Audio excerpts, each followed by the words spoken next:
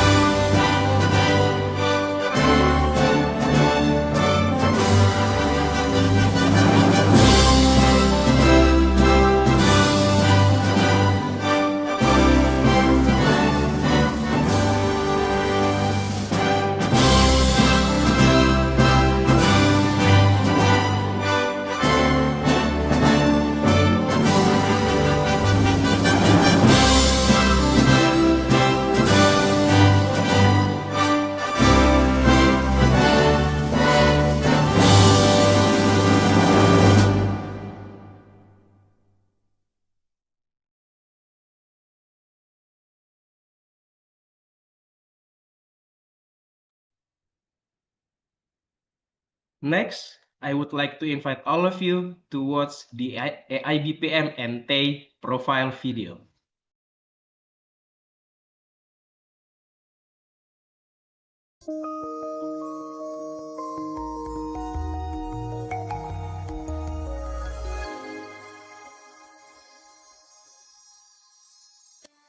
Welcome to AIBPM, the Association of International Business and Professional Management.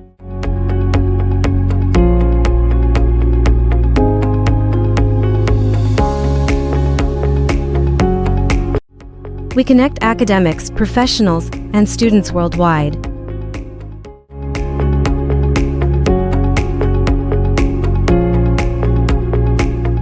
Through international conferences,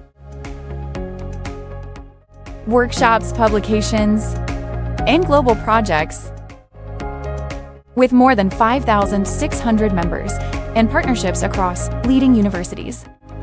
AIBPM is building a strong global network in education, business, and professional management. Hi, my name is Roland Perdana. I think this is a very good opportunity to join this conference.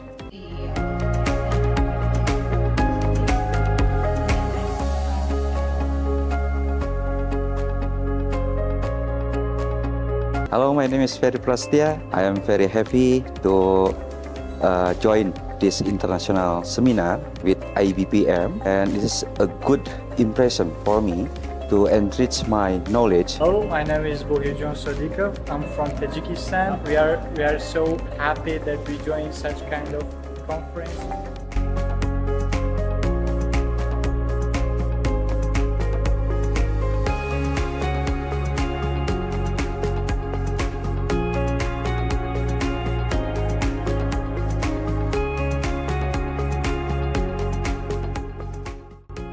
Join us and be part of the international movement. AIBPM. Innovate, collaborate, inspire.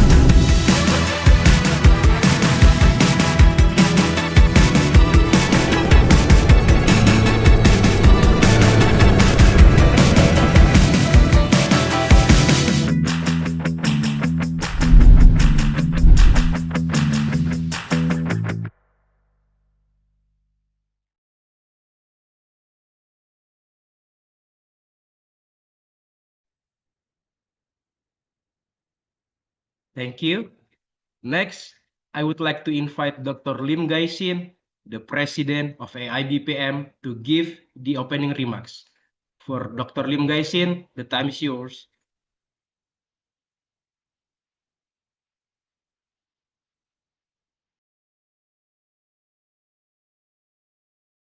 Good morning, everyone. Welcome to 2025 International Conference of Project Management. First of all, I would like to say a big thank for Professor Alan Kintaklau, who is President of Technological and Higher Education Institute of Hong Kong. Thank you for your support. I also want to extend my appreciation to my staff, committee, for your hard working and also prepare this event. Thank you for your dedication. And of course, I will say thank you for all of you who have participated in this conference. We have 125 participants who joined this conference.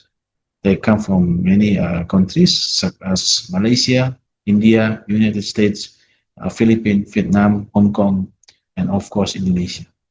Your present today is represent or symbolize the true spirit of global academic collaboration. This year, the topic of this conference is about pushing forward innovation in creativity, management, IT, and fashion.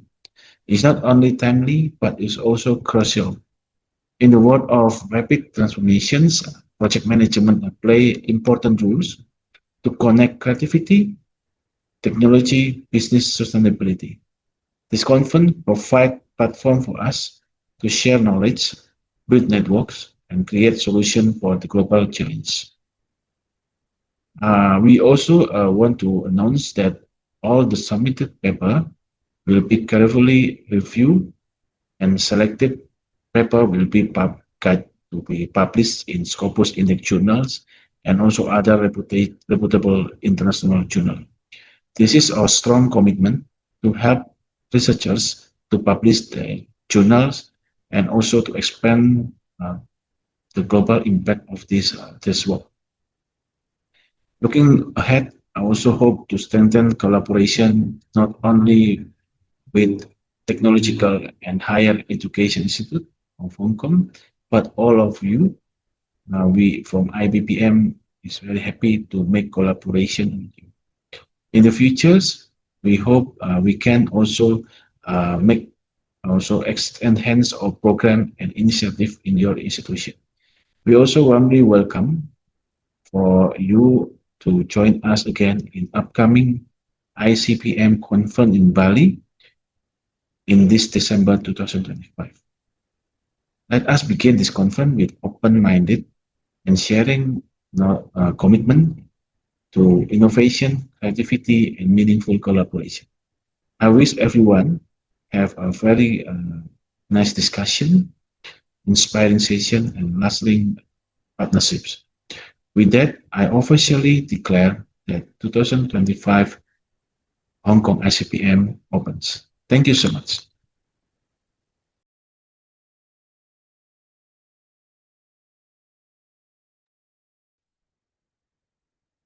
Thank you for the speech, Dr. Lim Gaisin. We are really lucky to have such a great and remarkable people to support this conference. Ladies and gentlemen, we are very pleased to officially announce that the 2025 Hong Kong International Conference of Project Management is now open. Welcome to the 2025 ICPM.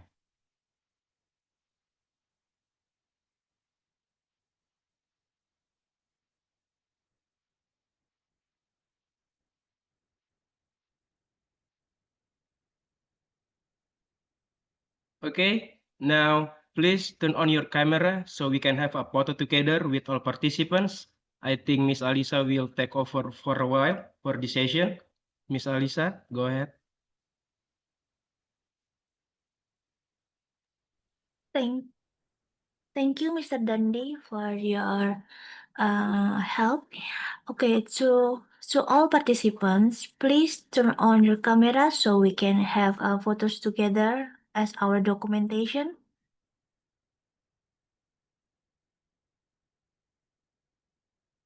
Okay, I will take for the gallery one. Please get ready in 3, 2, 1.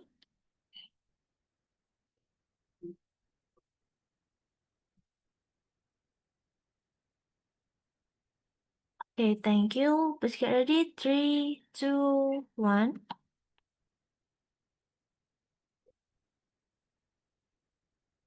For the next gallery, 3, 2, 1.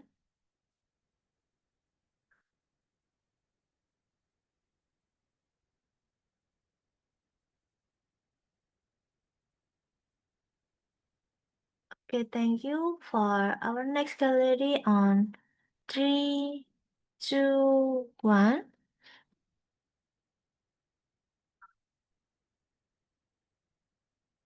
Thank you. And then next gallery, 3, 2, 1.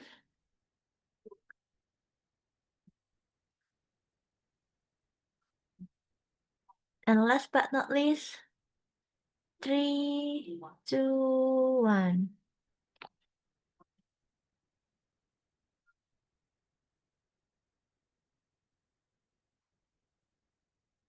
All right, thank you so much, Mr. Dandi. You can continue the session. Okay, thank you, Miss Alisa.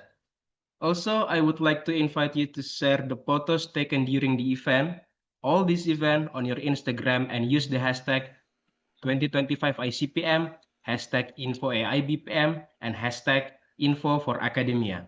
Don't forget to follow us on Instagram at @InfoAIBPM and subscribe to our channel AIBPM Talk Series, where you can stay updated on our events, publication opportunities, and watch recordings from our conference.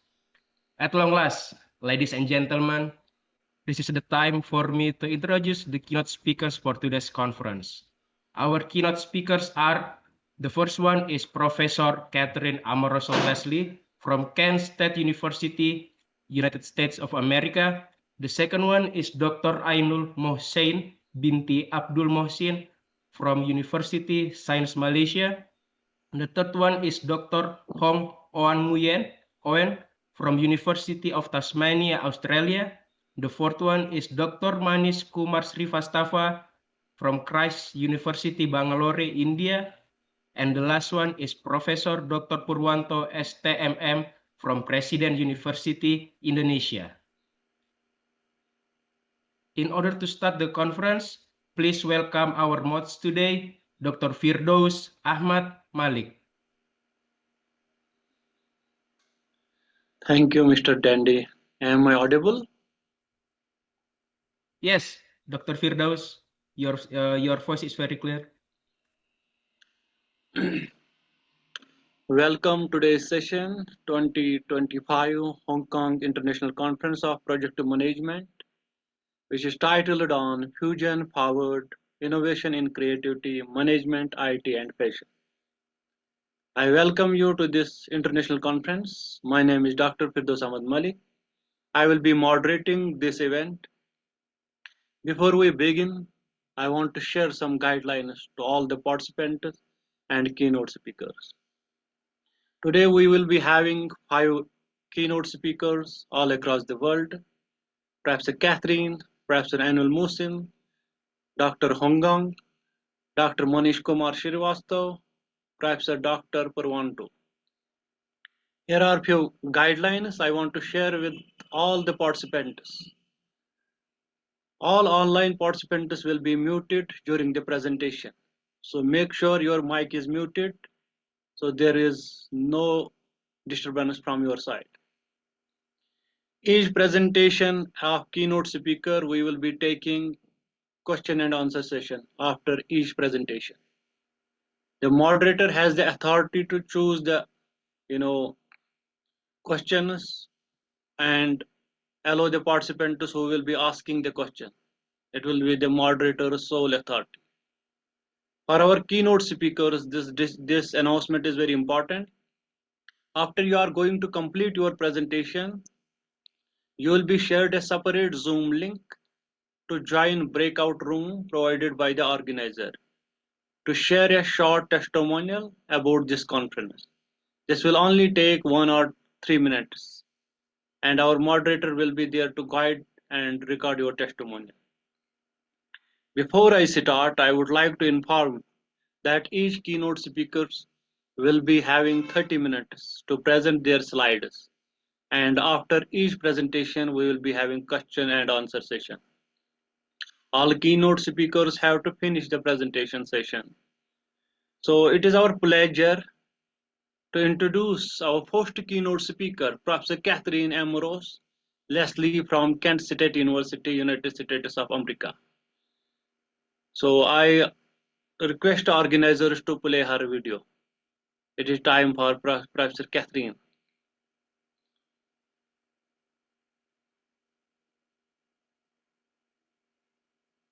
So before they arrange the video of Professor Catherine, I want to share this short brief introduction of Professor Catherine. Professor Catherine writes research on fashion, textile business and education, both past and present. Since joining the faculty of Kent State University Fashion School in fall 2002, Dr. Leslie has published articles and books on the subject in education, fashion history, business, women's culture, hand tradition, and merchandise. She was honored with the Alumni Association Distinguished Teaching Award, the highest award for educators at Kent State University. Dr. Leslie received the International Textile and Appraisal Association Teaching Excellency Award, the Distinguished Achievement in the Teaching Faculty Award for the College of Arts, and is a member of Costume Society of America Scholars Roundtable. She was profiled as a fashion scholar in the fashion industry and its career grandeur. Dr. Leslie served as graduate coordinator during the establishment and launch of the Masters Fusion Industry Studies MFIS program and serves as an active member. I request IT team to play her video.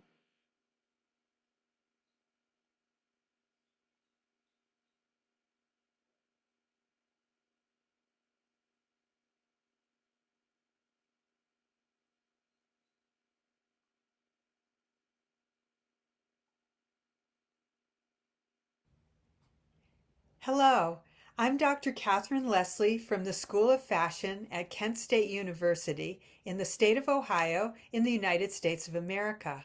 I'm very happy to talk to you today about the intersection of creativity, management, and information technology for fashion sustainability. In its simplest form, sustainability is the ability to be maintained at a certain rate or level. It is usually described as having three dimensions: environmental, economic, and social. Sustainable fashion is a way in which brands create clothing that not only reduces the impact on the environment, but is also mindful of the people who work to produce the clothing. The fashion industry faces significant sustainability challenges, primarily centered around its environmental impact and social responsibility within its global supply chains. These include excessive water and energy consumption, pollution from chemicals and microfibers, textile waste, high carbon emissions, and labor practices and fair wages. The intersection of creativity, management, and information technology in the realm of fashion sustainability presents an exciting and transformative opportunity for the industry. I'll first speak about creativity in fashion sustainability, and this has four elements: design innovation, circular fashion, biodesign, and alternative dyes and prints. Design innovation. Designers are now leveraging sustainable materials, upcycled fabrics and use of dead stock, and zero-waste patterns. Creativity is key in developing new aesthetics while ensuring that the environmental footprint is minimized. Sustainable fashion materials include organic cotton, hemp, linen, bamboo, recycled polyester, tencel, Pinatex or pineapple leather, and recycled nylon. These fabrics are considered eco-friendly because they are natural fibers derived from renewable resources or made using recycled materials to reduce waste and the reliance on petroleum-based synthetics like conventional polyester and nylon. Upcycle fabrics involve repurposing existing garments or textile waste into new products, while dead stock fabric refers to unused surplus materials from other fashion brands or mills that would otherwise go to waste.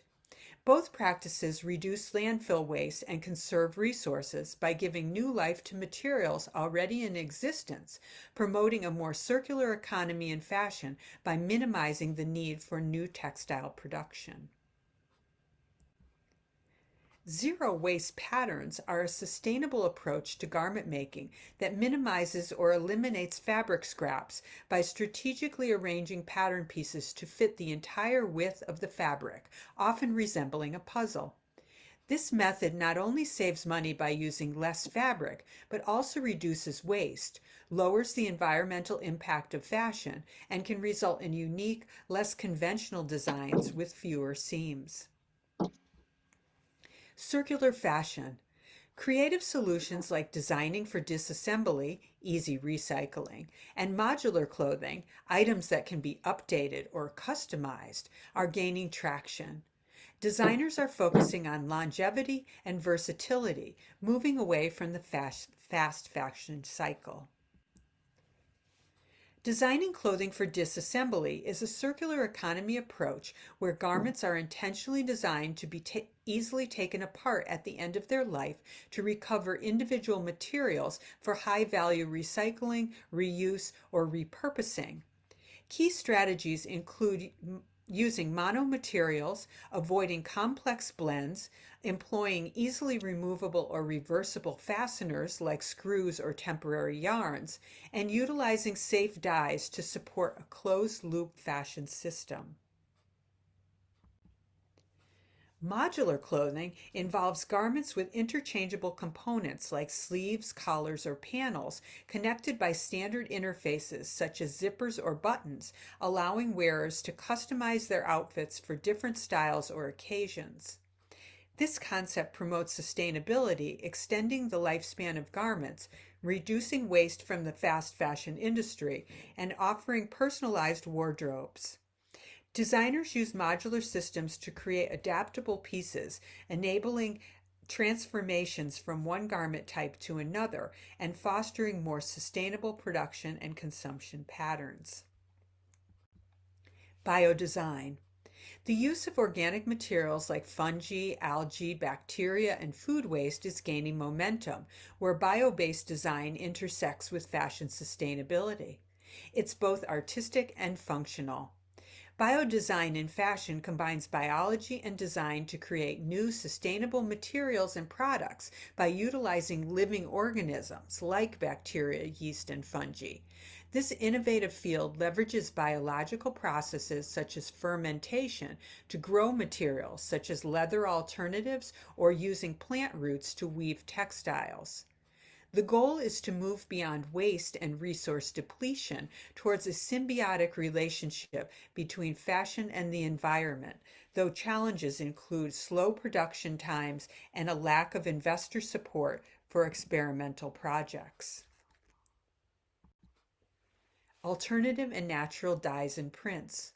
Sustainable dyeing methods in natural prints, such as those from plants or waste products, offer creative ways to reduce harmful chemicals and water usage in the industry.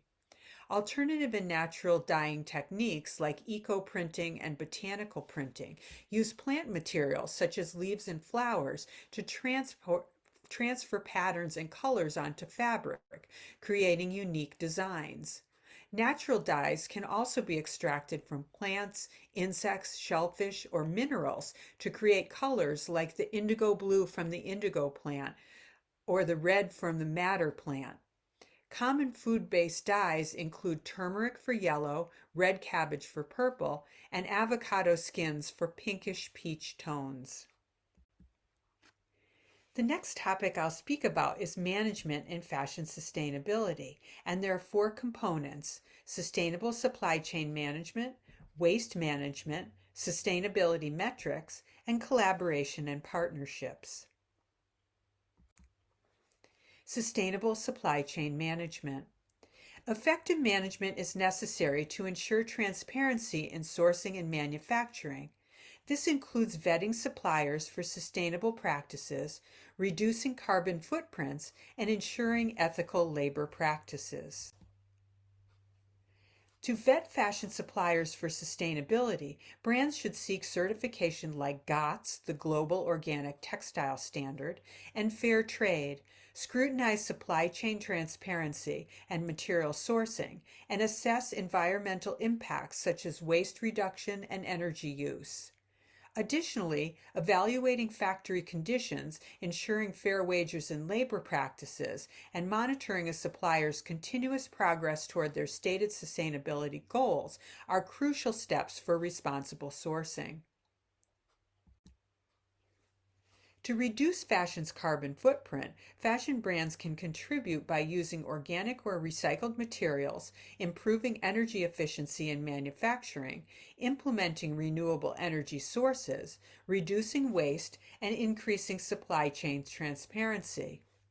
Individuals can increase sustainability by prioritizing buying secondhand, investing in durable clothing, washing clothes in cold water, and air drying, along with supporting sustainable brands. Ensuring ethical labor practice in fashion means eliminating exploitation in the supply chain by guaranteeing fair wages, safe working conditions, and humane treatment for garment workers, often through transparency, third-party certifications like Fair Trade Certified and GOTS, and supply chain traceability. This approach also involves combating child and forced labor, promotion of freedom of expression, and prioritizing workers' well-being alongside environmental sustainability to create a more responsible industry. Waste management. Fashion brands can implement strategies like recycling, upcycling, and reusing materials in production to cut down on waste. From a management perspective, this requires careful coordination of inventory, design, and production processes. Fashion recycling converts old garments into raw materials for new products, reducing waste and the demand for virgin resources. It involves collecting, sorting, and processing used textiles to create a closed-loop system that aligns with circular economy principles. While mechanical and chemical methods handle natural and synthetic fibers respectively, the process is vital for decreasing fashion's environmental footprint by conserving water and energy and preventing landfill waste. Upcycling in fashion transforms discarded clothing and textile waste into new, high-quality and unique garments or accessories, extending their lifespan and reducing landfill waste. This process involves creatively repurposing existing materials, sometimes altering, embellishing, or combining them, and differs from recycling, which breaks materials down for new products. Upcycling promotes sustainability, reduces the demand for new clothing production, and allows for self-expression and unique style without contributing to fast fashion's negative environmental impact. Reusing fashion involves secondhand sales, upcycling, and other creative ways to extend the life of clothes, reducing textile waste and the need for new garments, which conserves resources and lowers the fashion industry's environmental impact compared to fast fashion. This closed-loop approach prioritizes keeping clothes in circulation for longer, thereby reducing the demand for new production, which is often the most polluting stage of a garment's life cycle. Sustainability metrics. Sustainability metrics in the fashion industry track progress on environmental and social factors, covering areas like waste, water, emissions, materials, worker rights, and supply chain transparency.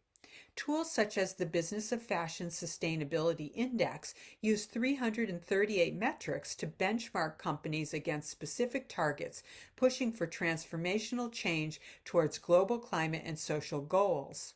Key issues include the high carbon and water footprint of textiles, low material recycling rates, and a need for greater supply chain transparency to address pollution and human rights abuses. Fashion brands are starting to embrace tools for tracking and reporting on sustainability metrics.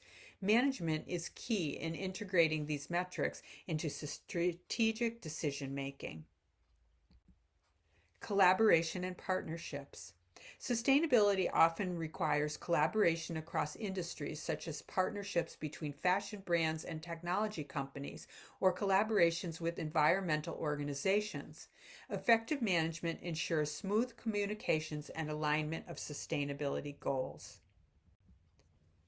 Partnerships between fashion brands and technology companies such as Apple and Hermes or Gucci in the metaverse create innovative products, enhance customer experiences through AI and AR, promote sustainability via blockchain, and expand market reach by tapping into new audiences. These collaborations blend the tech industry's innovation with the fashion world's design and market expertise, yielding benefits like personalized shopping, smart textiles, more transparent supply chains, and engaging digital experiences. Fashion collaborations with environmental organizations focus on material innovations and supply chain improvements seen in Zara and Cirque's work with recycled textiles and Lululemon's support of cotton farmers in the Peruvian Amazon. Key examples include the Sustainability Apparel Coalition established by Patagonia, which provides a universal framework for measuring environmental and social performance across the industry. Such partnerships drive innovation, promote transparency, and align with companies' sustainability goals, making eco-conscious practices a core part of the fashion business. The next topic and last topic will be information technology in fashion sustainability. Data analytics and tracking, smart fabrics and textiles, AI and automation, digital fashion and virtual clothing, sustainability apps and platforms. Data analytics and tracking. Technology can help fashion brands track and measure the sustainability of their supply chains. Advanced data analytics can help identify inefficiencies, optimize resources, and reduce waste.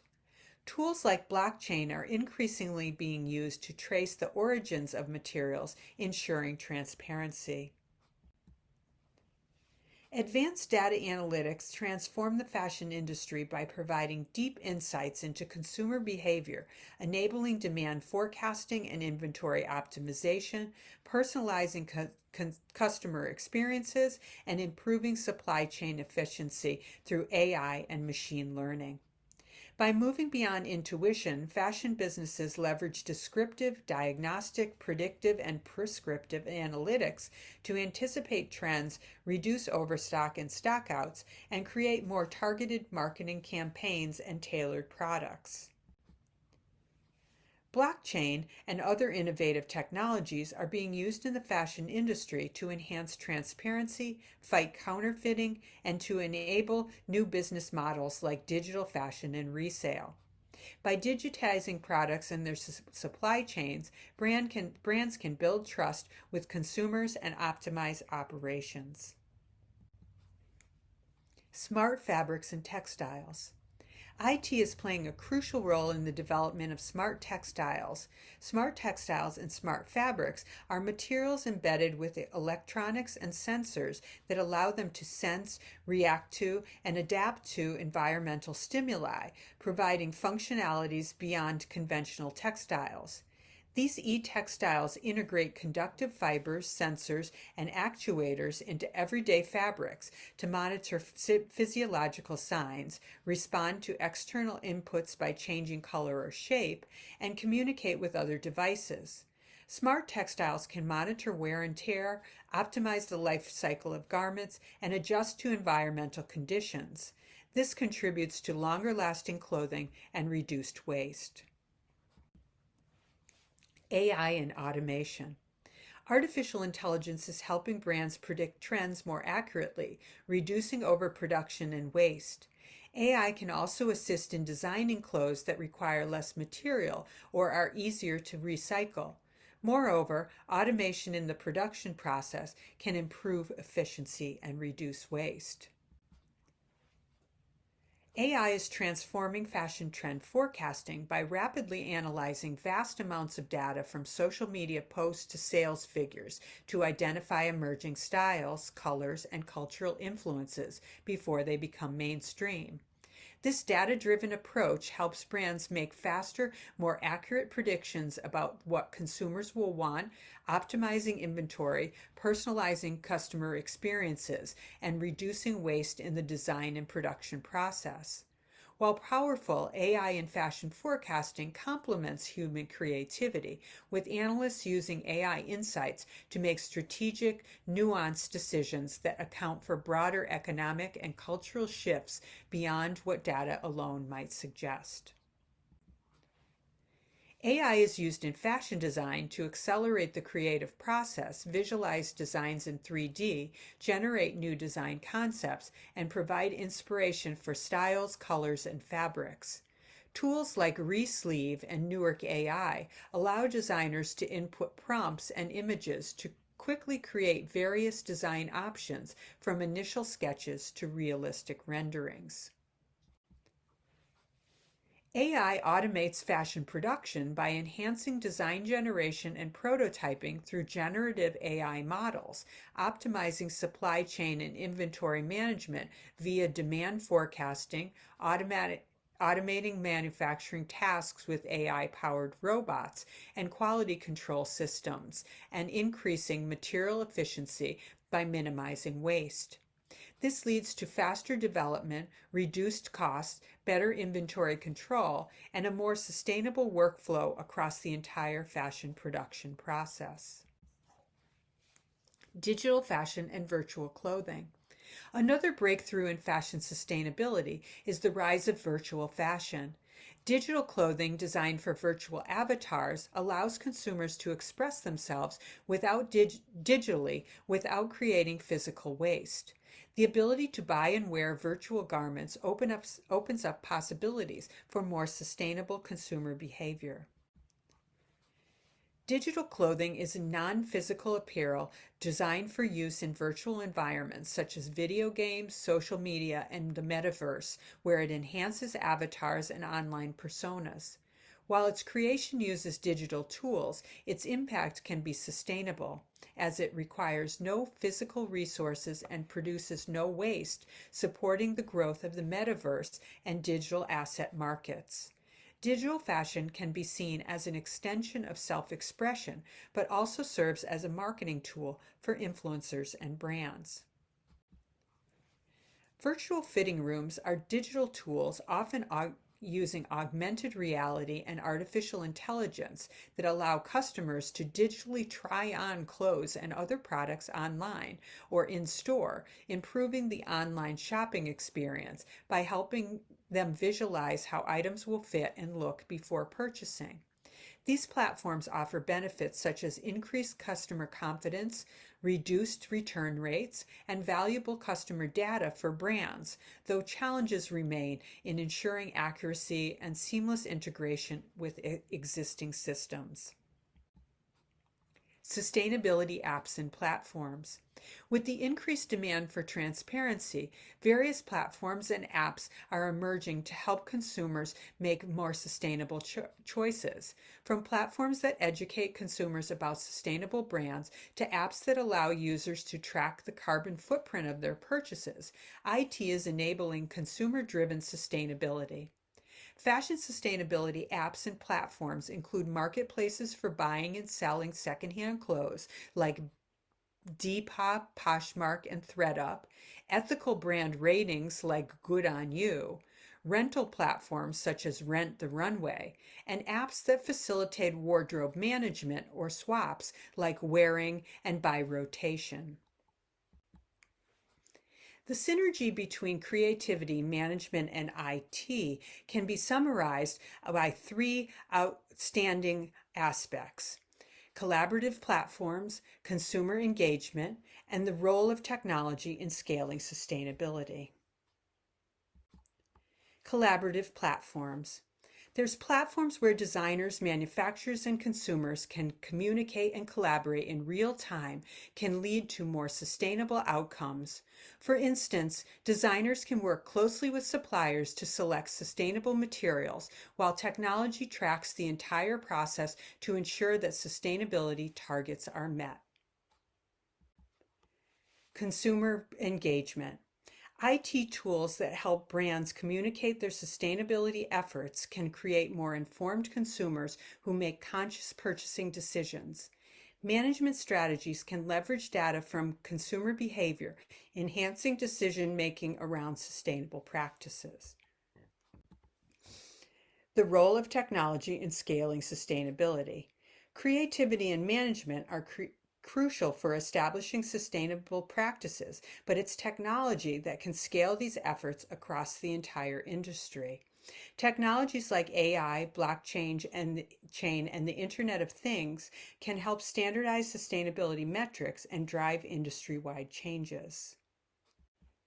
And finally, I'd like to speak of some future directions for fashion sustainability, and I'll call out 3 outstanding opportunities. That's 3D printing, sustainable smart textiles, and consumer-to-consumer platforms.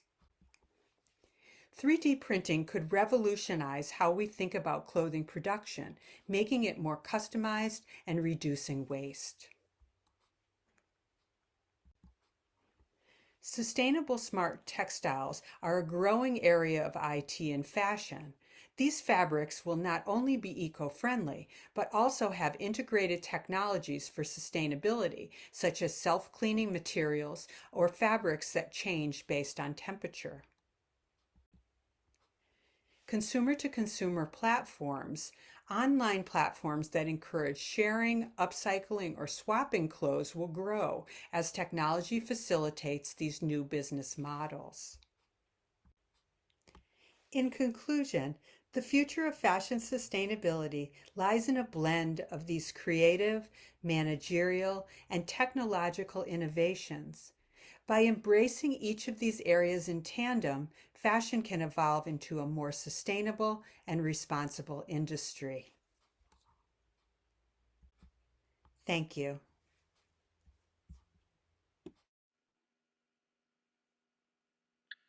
Thank you, Professor Catherine, for exploring us how fashion can walk hand in hand with sustainability, providing that style and responsibility can coexist beautifully.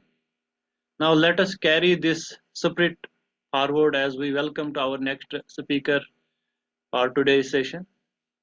Ladies and gentlemen, let me introduce our next speaker, Dr. Anul Musan binti Abdul Mohsin from University Sains, Malaysia.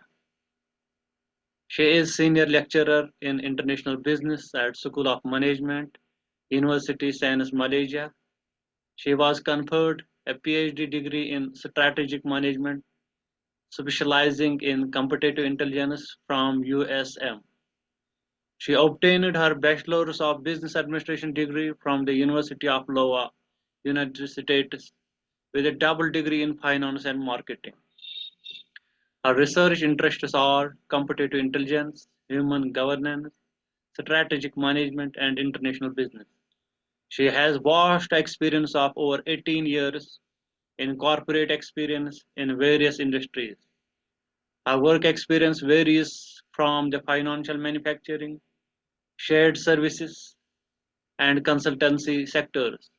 She has worked in Malaysia and abroad to assist in greenfield and brownfield projects. She has presented numerous papers at conferences and published several research articles in indexed journals and proceedings. She is an entrepreneurial fellow and was director for the community network at USM and was the secretary of the Malaysian Facilitator Association from 2020 to 2022. For Dr. Anul, the time is yours. Thank you very much. I'm going to share my slides. Good morning, distinguished guests, fellow keynote speakers, organizers, esteemed colleagues, scholars, and mostly our postgraduate candidates and the participants. It is an honor to join you in this international conference team Fusion Forward Innovation in Creativity, Management, IT, and Fashion. This team, for me, it actually challenges us to think boldly about how different disciplines intersect to shape our shared future. Okay, let me move to the next slide. All right. Today, I want to open a small conversation to a room of people that I hope that, today I want to open a small conversation that I hope will stay with you long after this conference ends. I will raise 3 interconnected themes. The first one is the role of strategic foresight, and the second one is the centrality of human governance in leadership, And lastly, the soul as the last frontier of humanity in an AI-driven world. If you hear from the first presenter just now, she did mention about the future, she did mention about humanity and whatnot, but now what I'm going to do is I'm going to intersect this tree so that in our future research, we will think more about this. Okay, let me share next slide.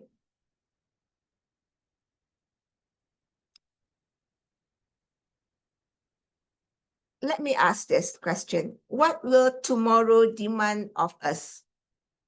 Anyone would like to answer the question? Yes, no? Well, if there is no answer, then I will continue. Foresight is not a prediction. We do not have tomorrow's data. We cannot file a query and retrieve the future. Instead, foresight is the disciplined exploration of possible, plausible, and preferable futures. It is the craft of imagining multiple doors and then choosing deliberately which door we intend to open. For postgraduate scholars, foresight matters in three vital ways. First of all, the research relevant in volatile world. Secondly, our university as the future lab, and lastly, scholars as foresight practitioner. Okay, let's talk about research relevant. As researcher, we have a duty that goes beyond publication and citation. We must ask, does our work anticipate societal shift, or does it merely describe yesterday's problem? Imagine asking these questions about 10 years from now. Will we wear what we are wearing today? Yeah? Or is it, will we spend our time and money remains the same? Will the standard 9 to 5 ever exist? If a major conflict disrupts supply chain, can our supply adapt to the changes? If a prolonged power failure dims our city, do our communities have plans to continue? These are not fanciful thoughts experiment. These are the kind of questions that determine whether research have meaningful impact from policy rooms to rural household. Too often we are absorbed by metrics, publication, impact factors, citation counts. These are important but not sufficient. If the output of our scholarship does not touch the life of people outside academic walls, if it does not inform how communities survive breakdowns, adapt to climate shift, or navigate ethical use of AI, then we risk producing knowledge for a world that no longer exists. So I ask you gently but firmly, are we researching yesterday's curiosity or tomorrow's necessities? Okay, just pause and think of just one piece of work you are doing now. Can you describe its effect in the life of a person who is not an academic?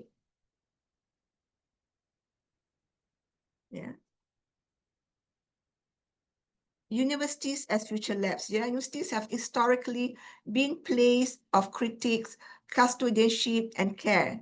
Today, they must also become laboratories of the future. That does not mean abandoning rigorous scholarship. It means expanding our remit. We serve multiple stakeholders such as the government agencies, other universities, industry, communities, and the environment. Call them the quintuple stakeholders. Each of them need universities to be not merely reactive advisors, but proactive designers, designing policies, piloting innovation, and creating framework that help society adapt before crises become catastrophe. Imagine a university that instead of issuing a late technical report after a flood, had already modeled scenarios, tested low-cost resilience infrastructure, and trained local councils in backcasting exercises. Imagine academic labs partnering with communities group months before a planned industrial change so that transition plans are co-created rather than imposed. That is the university we want to see, not a distant archive, but an active partner in shaping desirable futures. Okay. Scholars as foresight practitioners. Finally, foresights demand new skills from scholars. Horizon scanning, scenario building, and backcasting are not exotic tools reserved for government think tanks. They are practical methodologies for research design, for dissertation, and committee-based project. Horizon scanning helps you detect weak signals before they become crises. Scenario building trains you to inhabit different possible worlds and see the implication of a decision across contexts. Backcasting begins with a preferred future and work backwards to identify the steps that will get us there. These tools change the question we ask and therefore the answers we produce. They turn empirical work from foundation stone for resilience. They allow a PhD project to do more than demonstrate novelty, but they allow it to say, here is how a community, a firm, or a policy can withstand the shock we anticipate in the next decade. Why should these methods belong in our dissertations and classroom? Because the cost of ignorance is too high. We owe future generations scholarships that is anticipatory, actionable, and accountable. Without foresight, academics risk irrelevance, which is busy producing knowledge for a world that no longer exists. We can choose to be architects of tomorrow or archivists of yesterday. The choice is ours. Right. Now, if foresight teaches us what might be, it leaves unanswered the deeper question, which is those possible futures should we choose? That is the question of governance, but not governance as check boxes or policy document, but human governance, which I will address next. Human governance is about leadership of the self before leadership of others. It is not simply compliance with external rules, it is obedience to an inner compass. It's not just institutional integrity, it's about personal conscience. A PhD thesis is not only a test of originality, but of honesty in methods, humility in findings, and responsibility in impact. Human governance asks us to hold ourselves accountable not just for what we discover, but for why we discover it and for whom. Consider this, yeah? Universities can publish thousands of papers, but if they are written to climb rankings rather than to heal societies, what have we truly achieved? We can produce graduates with perfect resumes, but if they are trained only for employability and not for responsibility, what kind of leaders they will become? Human governance demands that we ask, are we publishing for recognition or relevance? Are we educating for jobs or for justice? Are we training leaders who can govern others or human who can first govern themselves? This is not a romantic notion. It is a survival imperative. In time of crisis, system may fail, institution may falter, but the one safeguard we carry with us is our own moral compass. The compass must be nurtured. So I say to you, let our governance begin with the governance of our own heart. From there, the government of institution, industry, and nation will follow. And this brings us to the final, perhaps most urgent frontier, what it means to be human in an age of artificial intelligence. Artificial intelligence today can generate text, compose music, analyze genomes, and even stimulate human conversation. Some predict it will soon rival or surpass human intelligence, but intelligence is not wisdom, and simulation is not sincerity. So artificial What AI lacks and what must remain uniquely ours is our soul. The soul is not a technical category. It is compassion, conscience, creativity rooted in meaning. It is the quiet voice that asks not just can we, but should we. Without the soul, knowledge risks becoming sterile and efficient, but directionless, powerful but dangerous.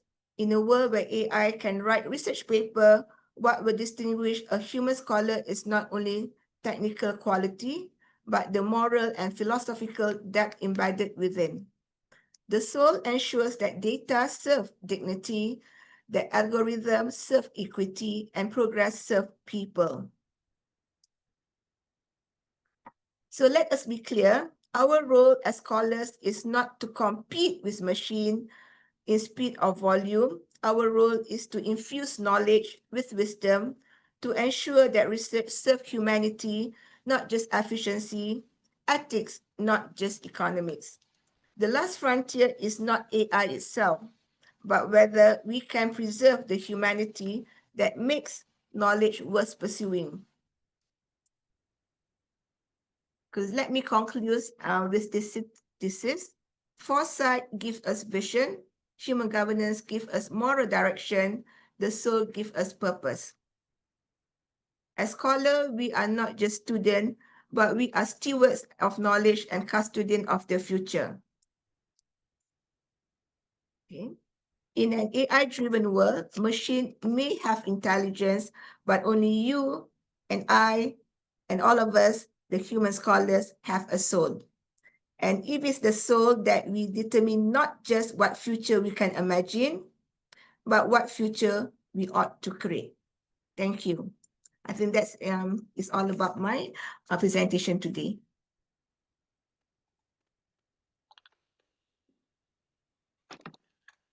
So, dear participants, if you are having any question, please raise your hand or write in chat box. We can take 4 questions now, but kindly, respond quickly. So, till the participants ask a question in chat box or raise their hands, I want to write a quote about your, presentation. That research governance in the age of AI is not just about managing data or systems. It is about steering integrity, strategy, and human values. Those that tied intelligent transformation. So thank you for this wonderful, insightful reflection on research governance, strategy, and AI challenges. This reminds us that true progress lies in balancing innovation with integrity. Now let us, introduce our next presenter because there are no questions from participants. So we There's can one take. question from Dandy Bayu Firdaus. Yeah, I am unable to see. Yes. Yeah. Yes, Dandy, please go ahead if you are having question. Yeah, his question is how educators help students strengthen this inner compass in the midst of automation and AI influence. Okay, if I can just share my experience. So basically what I do for all my classes is basically I ask them about what are their values. Believe me, when you ask students about what are their values, they will pause and think. So before I start my class, I will always remind them this, yeah, what are our values, yeah? And I will also say this, yeah, what is legal may not be ethical, what is ethical may not be legal. So that makes them think in whatever they decide, make sure that they always think about also ethical decision. Every day in class, I will always share things that has happened in the world so that they can always reflect back, yeah, not only about themselves, but also about their family and about others. Thank you. Can we So have? there is one follow-up question. How can academia ensure that technological advancement remains aligned with human values? Okay, that is a very good question. Yeah, how can academic ensure that technological advances remain aligned with human values? Sometimes I also refer back to the donut economy.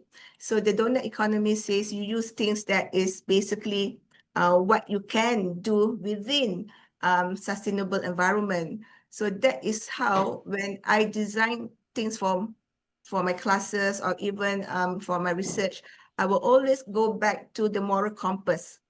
Does this AI helps my society? Does it help others? Yeah, or just a few stakeholders? The question is always lie with us. We make the decision.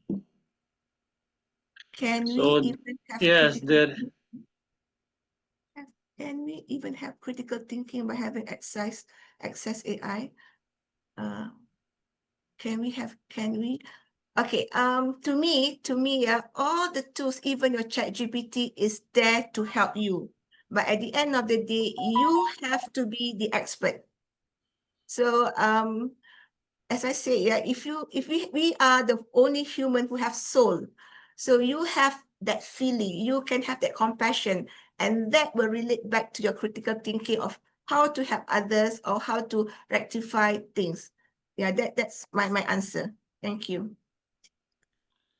So before we add to next speaker, I want to add to Simran's question. Critical thinking in academia is very important. Chat GPT and other AI tools which are coming in larger innovation base, so they can help us work smartly. But it is the human tendency who have to think critically which tool to use and how to use. At the end, knowledge matters than technology.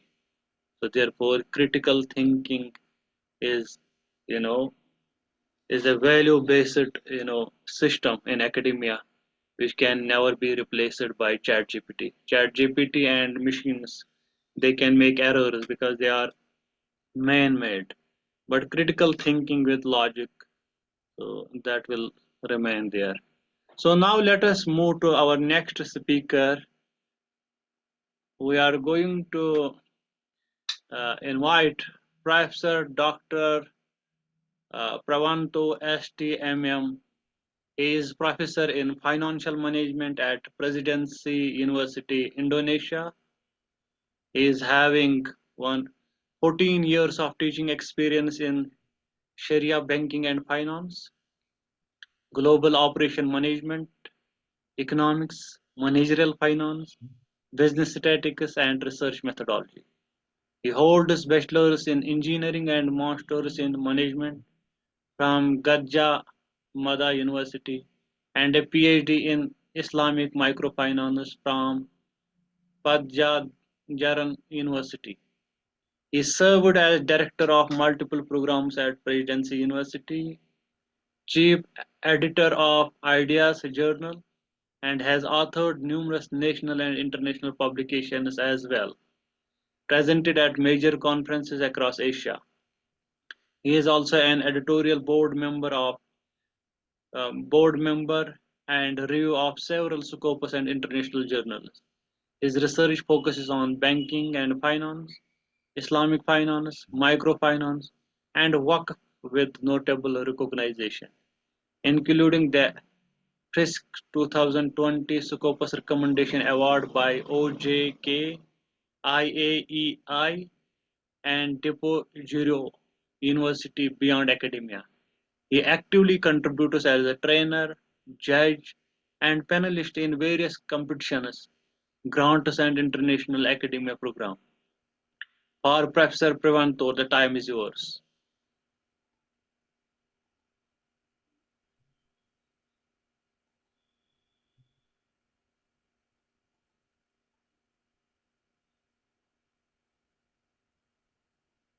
Yeah, good morning, all. My slide good enough?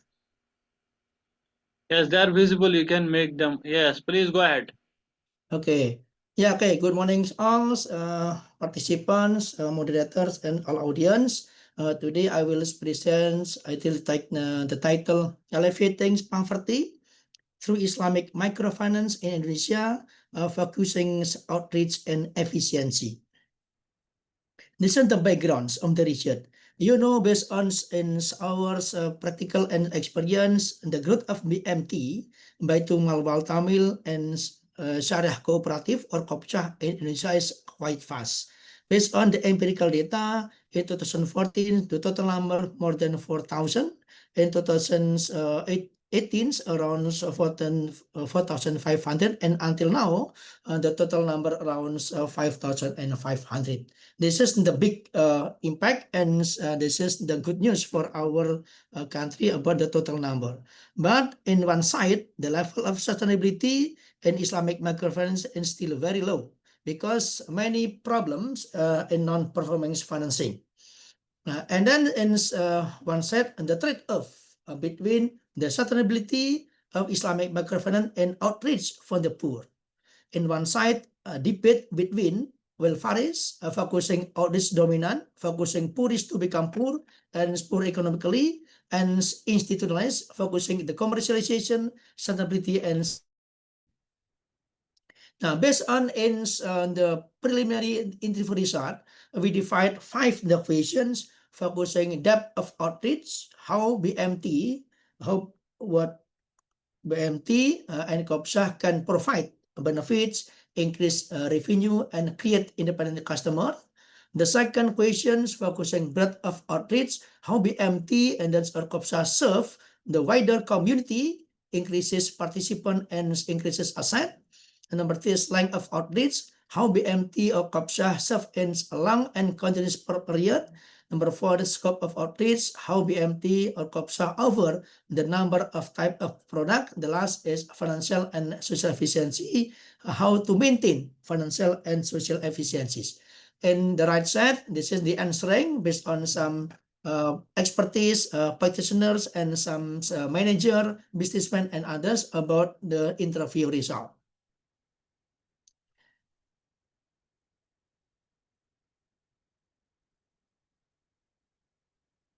Okay, and then based on this result, what we defined many problem identifications. Yeah. First, but there are differences in the result between financial reports and interview in the field. The second problem is what limited research to the determinants of outreach factor and the efficiency by Tumal Wal Tamil and Syariah Cooperative.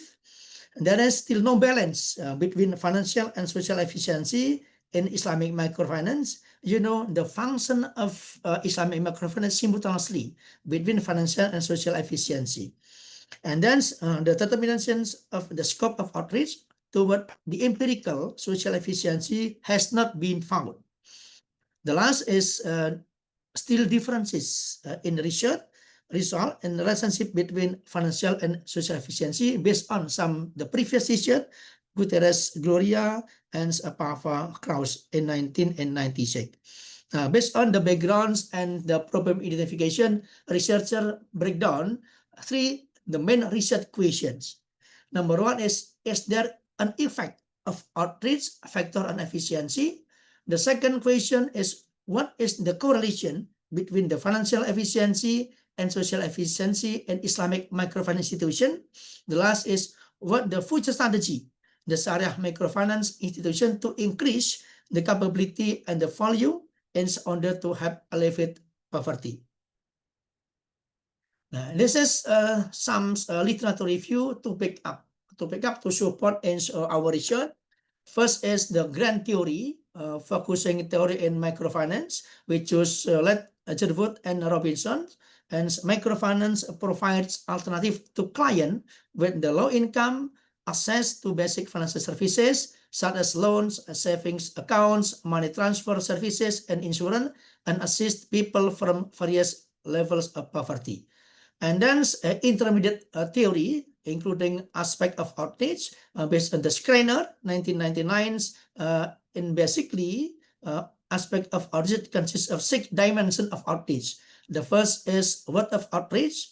The second one, cost of outreach, and the scope of outreach, length of outreach, depth of outreach, and the last is breadth of outreach. And the last is applied theory. This is relationship between the variable The first in the proxy variable of first loans and all installment toward financial and social efficiency. And then the second one, the proxy of number of offices and branches to and then age and efficiency, profit orientation, and then fund the collections, amount of type of financing, amount and type saving, and cost per borrower. This is some of literature review, including grant theory, intermediate theory, and the last is applied theory. Okay, based on some empirical research, we adjust, and then we construct in 5 independent variables and many proxy variables. First, depth of outreach. This is the variable, and we choose the proxy of its loans installment. And then breadth of outreach, we choose the proxy variable, number of offices and the branches, and length of outreach, we choose 2 proxy variable, age and profit orientation, and scope of outreach, we choose the 3, and then proxy variable like collection of funds, and then amount and type of financing, and amounts and type of savings. The last is cost of outreach, which is cost per borrower. These are all independent variables toward 2 dependent variable. Independent variable, we choose the financial efficiency and social efficiency. And then how interconnected on the correlation between what's E1 and E2, like financial and social efficiency. Okay, and then we move into methodology. In this research, we combine quantitative and qualitative approach, we call mixed method. Now, first about the sampling and instrument. First, we use the secondary data based on the financial report, based on RAT, rapat anggota tahunan, based on some about website, based on some about the real and the practices in the field and observation. And we take the sample in focus in West Java and 40 BMT or Syariah Cooperative in Indonesia.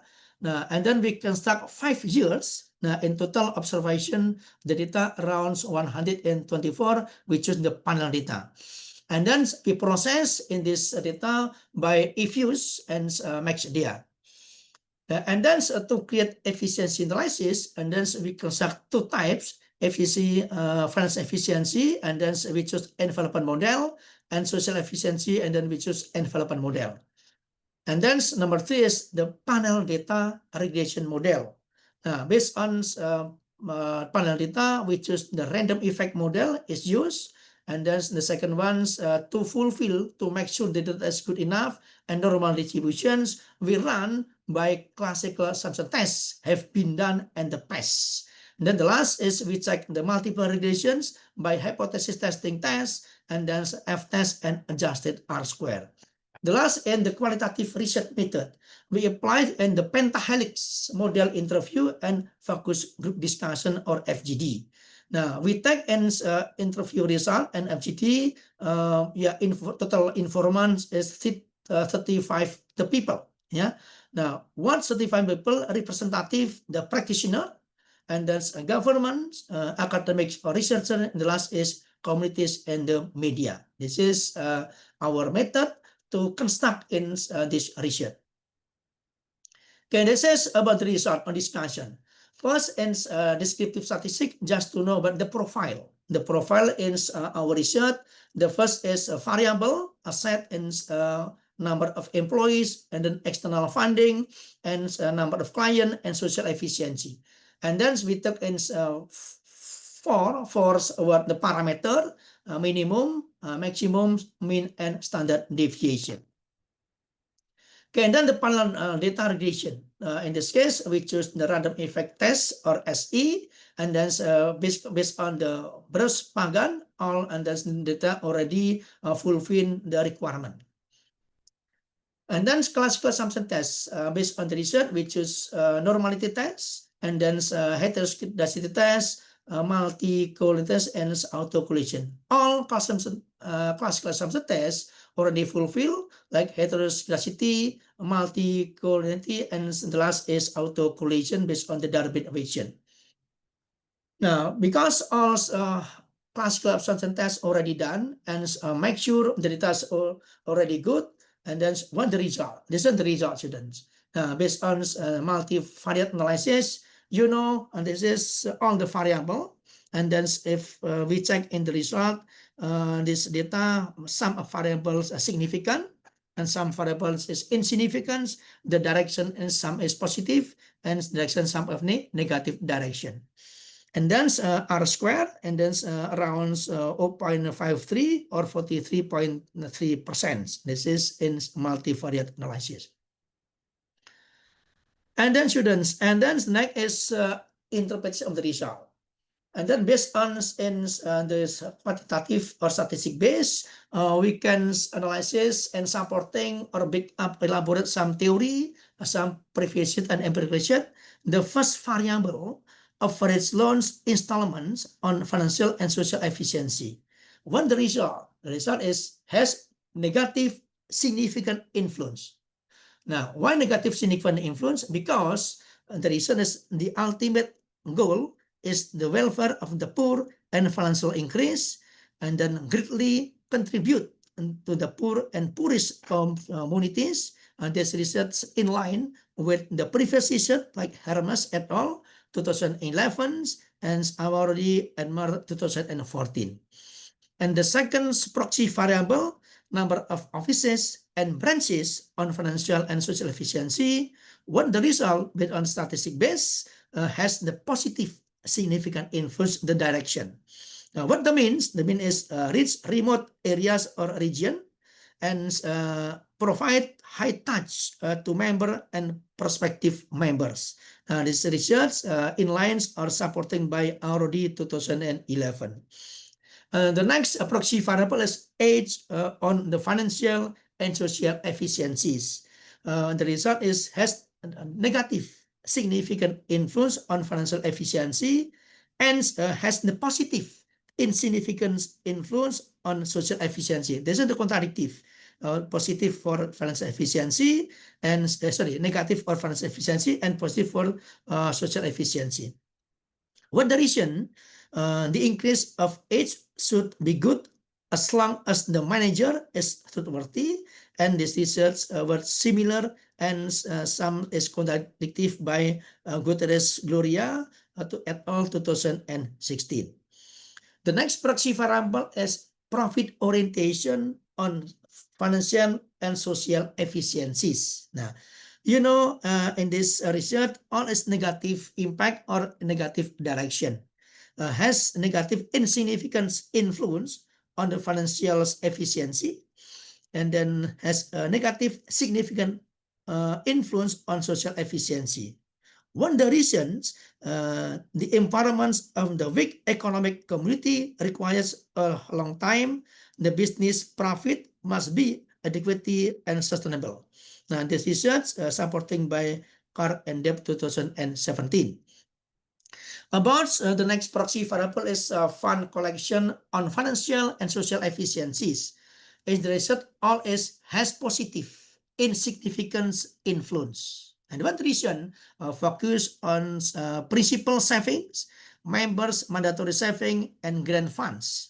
Now, in the research, some research is opposite, contradictive, and in line with Hossain and Khan 2016, Carr and Deb 2017, Widiarto and Emerald Nijat 2015. Okay, the next proxy is amount and type of financing on financial and social efficiencies. And the result has negative insignificant influence on financial efficiency, has negative insignificant influence on social efficiency. All is negative side, but in one side for financial efficiency insignificant and social efficiency is significant. Now, and then the reason is based on some theory and based on some previous research, what no guarantee that the number of slightly inefficient product not necessarily also that has many variations.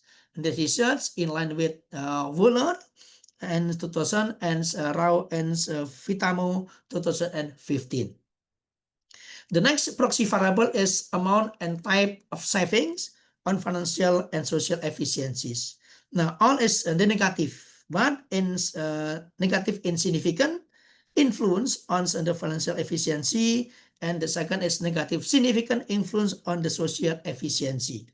Now, in this case, the reason based on some empirical research, and the more savings fund that enter, the higher the asset as owns.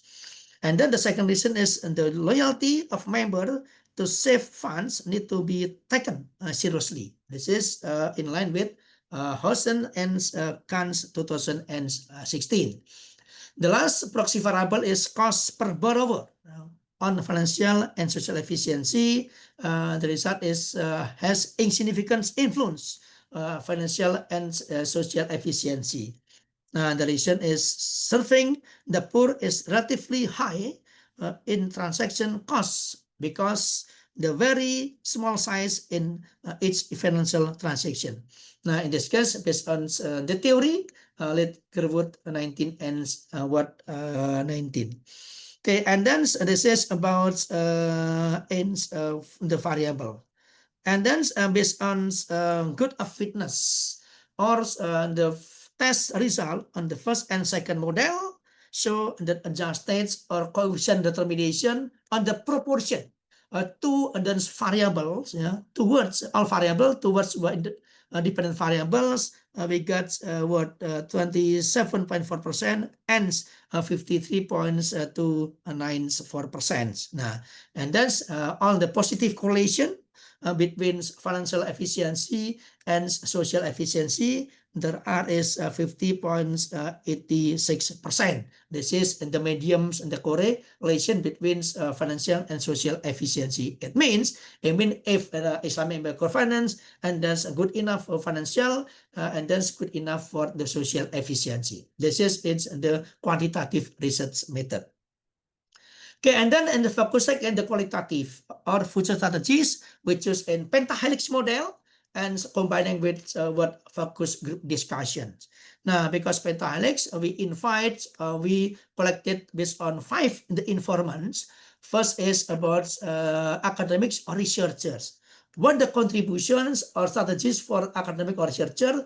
The first is provide understanding and new ideas of Islamic finance for members as the managers. Beside this, what's strategy and then massive education and literacy. Yeah, collaboration between a researcher and the company or institution. This is very important because to make sure and then to get literacy, to more educate and the promotion for all the people or the employee. This is the first informant. The second informant is business practitioner. Now, in this case, we choose collected by BMT, Baitul Mal wal Tamil and Syarah Cooperative. What the data or the informants in the practitioner of businesses? The first is financial and social efficiency. Yeah, this is focusing to focus and simultaneously to encourage, to emphasize in this method. The second one is strength and human resources. Based on the data in the field, in the practices, many human resources still below than standard. Because some of the people are not interested to join in Islamic microfinance. Now, this is the big problems, and then how to upgrade the skill, the skill, and there's the capability, all the human capital and human resources. And then internal business process and innovations. Some of the company organization still the conventional on the traditional internal business process. We hope and then can adopt it and invite or collected some of the technology and then transforming in digitalization and then to promote and others. This is internal and the transparency to make safe and safety all the customers. The last is improve the business for governments, and then conducted or cooperate with the government policy. This is very important. The next is from the governments. Now, in governments, we invite from representative Kementerian Koperasi and UMKM, SME, Small and Medium Enterprises, and then KNIKS, Independence in Economic in Government, and the last is representative Islamic community, MUI, and Bandung City. Okay. What the result is like the improvement on the regulation. You know, some of the regulations still overlapping between ins Perda, between ins one's division and another division, like in the Ministry of Finance and Kementerian Koperasi and many departments still overlapping. Now, and then we must synchronize, yeah, on the regulation to make easy and simple and to access for Islamic microfinance. The second one is monitoring and evaluations. Yeah, proactive or cooperate with governments and then to do and then to monitor and evaluation about the progress. Yeah, the progress and upgrading and increasing or decreasing and the performance. Islamic governance is very important. And then the last is management regeneration, because almost some the staff or employees still all the people, and then we need the young generation and then to make attract and then to join in this organization or the cooperation. Okay, and then in community, and then we choose in the women and then meeting and the friendship, and the result is based on our interview and MGD, increase interactive of the various communities with Islamic microfinance, introducing Sharia product. This is very important. The last is the media partner and pentahelix models, which is in Cikarang area, and then in industry magazine, and then CNBC Indonesia, and then some the television. Once the content or substance is media, and it's better to make socialization and publication of specific and Islamic microfinance activities. Until now, all the media still publish in general issue, global issue, not specific in Islamic microfinance. This is some strategies and then to encourage to make increasing in our microfinance institution. Yeah, okay, and then this is some the real about the result, summary of interview about in this case, and then we can divide in some practitioner and then governments and then some academic and researcher, the community and the media, like in the first practitioner, and then to make strength and human resources, and then learning and growth and updating the information. And then sometimes cooperate in ILO, in the International Labor Organization as the trainer, and then universities for community services, like in some the capabilities to increasing. And then they improve internal business process, and then to make service easier, cheaper, faster, and more. And then apply the SWOT analysis to see the business strategy is the relevant. Number 3 is the providing better services continuously until the loyalty of the member obtains, and then and to get the financial aspect than before. The last is very important, literacy, education, and the promotion of stakeholder, employees, member, and involved the increase. This is in the detail of we discussed in the presentation. The second, government is what the content or summarizing during interview, the policies to encourage growth and referring the government regulation, and then the progress and regeneration, and then like to become administrative training and education, and then can initiative from the government cooperative and themselves. And this is the mentioned by the Ministry of Cooperative and SME, and then speed up, expand, and advance the developments of Islamic economic to support in national economic developments. And then the last is regeneration management, and then don't to most and don't to detect money lender and others. This is in part of government. The next is the result of academic and researcher. And number 1 is deepening to analysis in Sharia microfinance, and then through social and economic understanding, providing new and views and ideas about the microfinance, and then increasing Sharia financial literacy for member and management. The second result is provision and microfinance services, and then for certain target groups in communities with low income level to improve welfare and the massive education about the Sharia. And the community, this is because some of what Islamic microfinance in village, I mean a geographical community mothers and neighbors, because BMT is based on not typical in the business. Yeah. And number two is community of women, and there's a meeting and the friendship. This is about the community. The last in the media, in the majority of Muslim in our country, this is the potential to encourage, to know about literacy and BMT and Sharia cooperation, and publish Sharia and specific and not only capital market, banking, Islamic investment, and others. Yeah. And then the next is like what this institution has not yet been published specifically. The last is our television include dakwah television, yeah, and then of course cover and publish activities and dakwah entrepreneurship in Islamic microfinance. This is the detail in our interview and MGD based on 5 informants, what representative practitioner, and then governments, academic and researcher, community, and the media.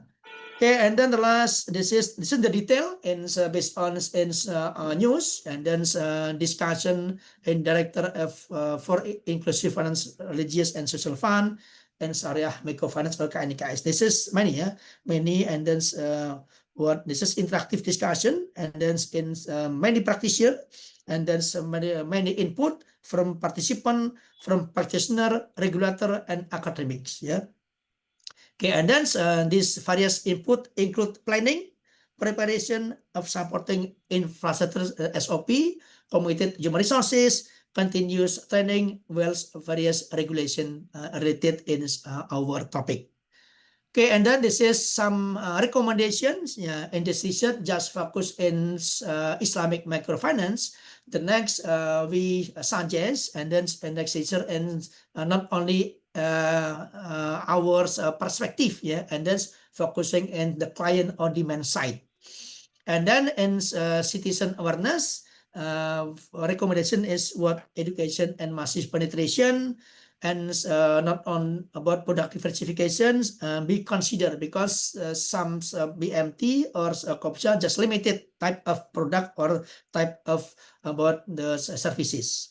And then low efficiency categorized, and then self reliance, and then focusing the role of GACOPSA MUI in the regions, focus coordination and supervision, and Ministry of Cooperative and SME, focusing mapping and coaching. The last is Financial Service Authority or OJK, and then to make integrated in regulation or regulatory. Yeah, this is the end of our presentations, and then thank you very much, and good morning all participants. Thank you, Professor Paranto. As we reflect on how Islamic finance uplifts communities through equity and compassion, let us now turn to another dimension of progress. So I am opening the room for question and answer session. Participants, if you are having any question, please go ahead. So before participants will raise any question, I would like to ask my question.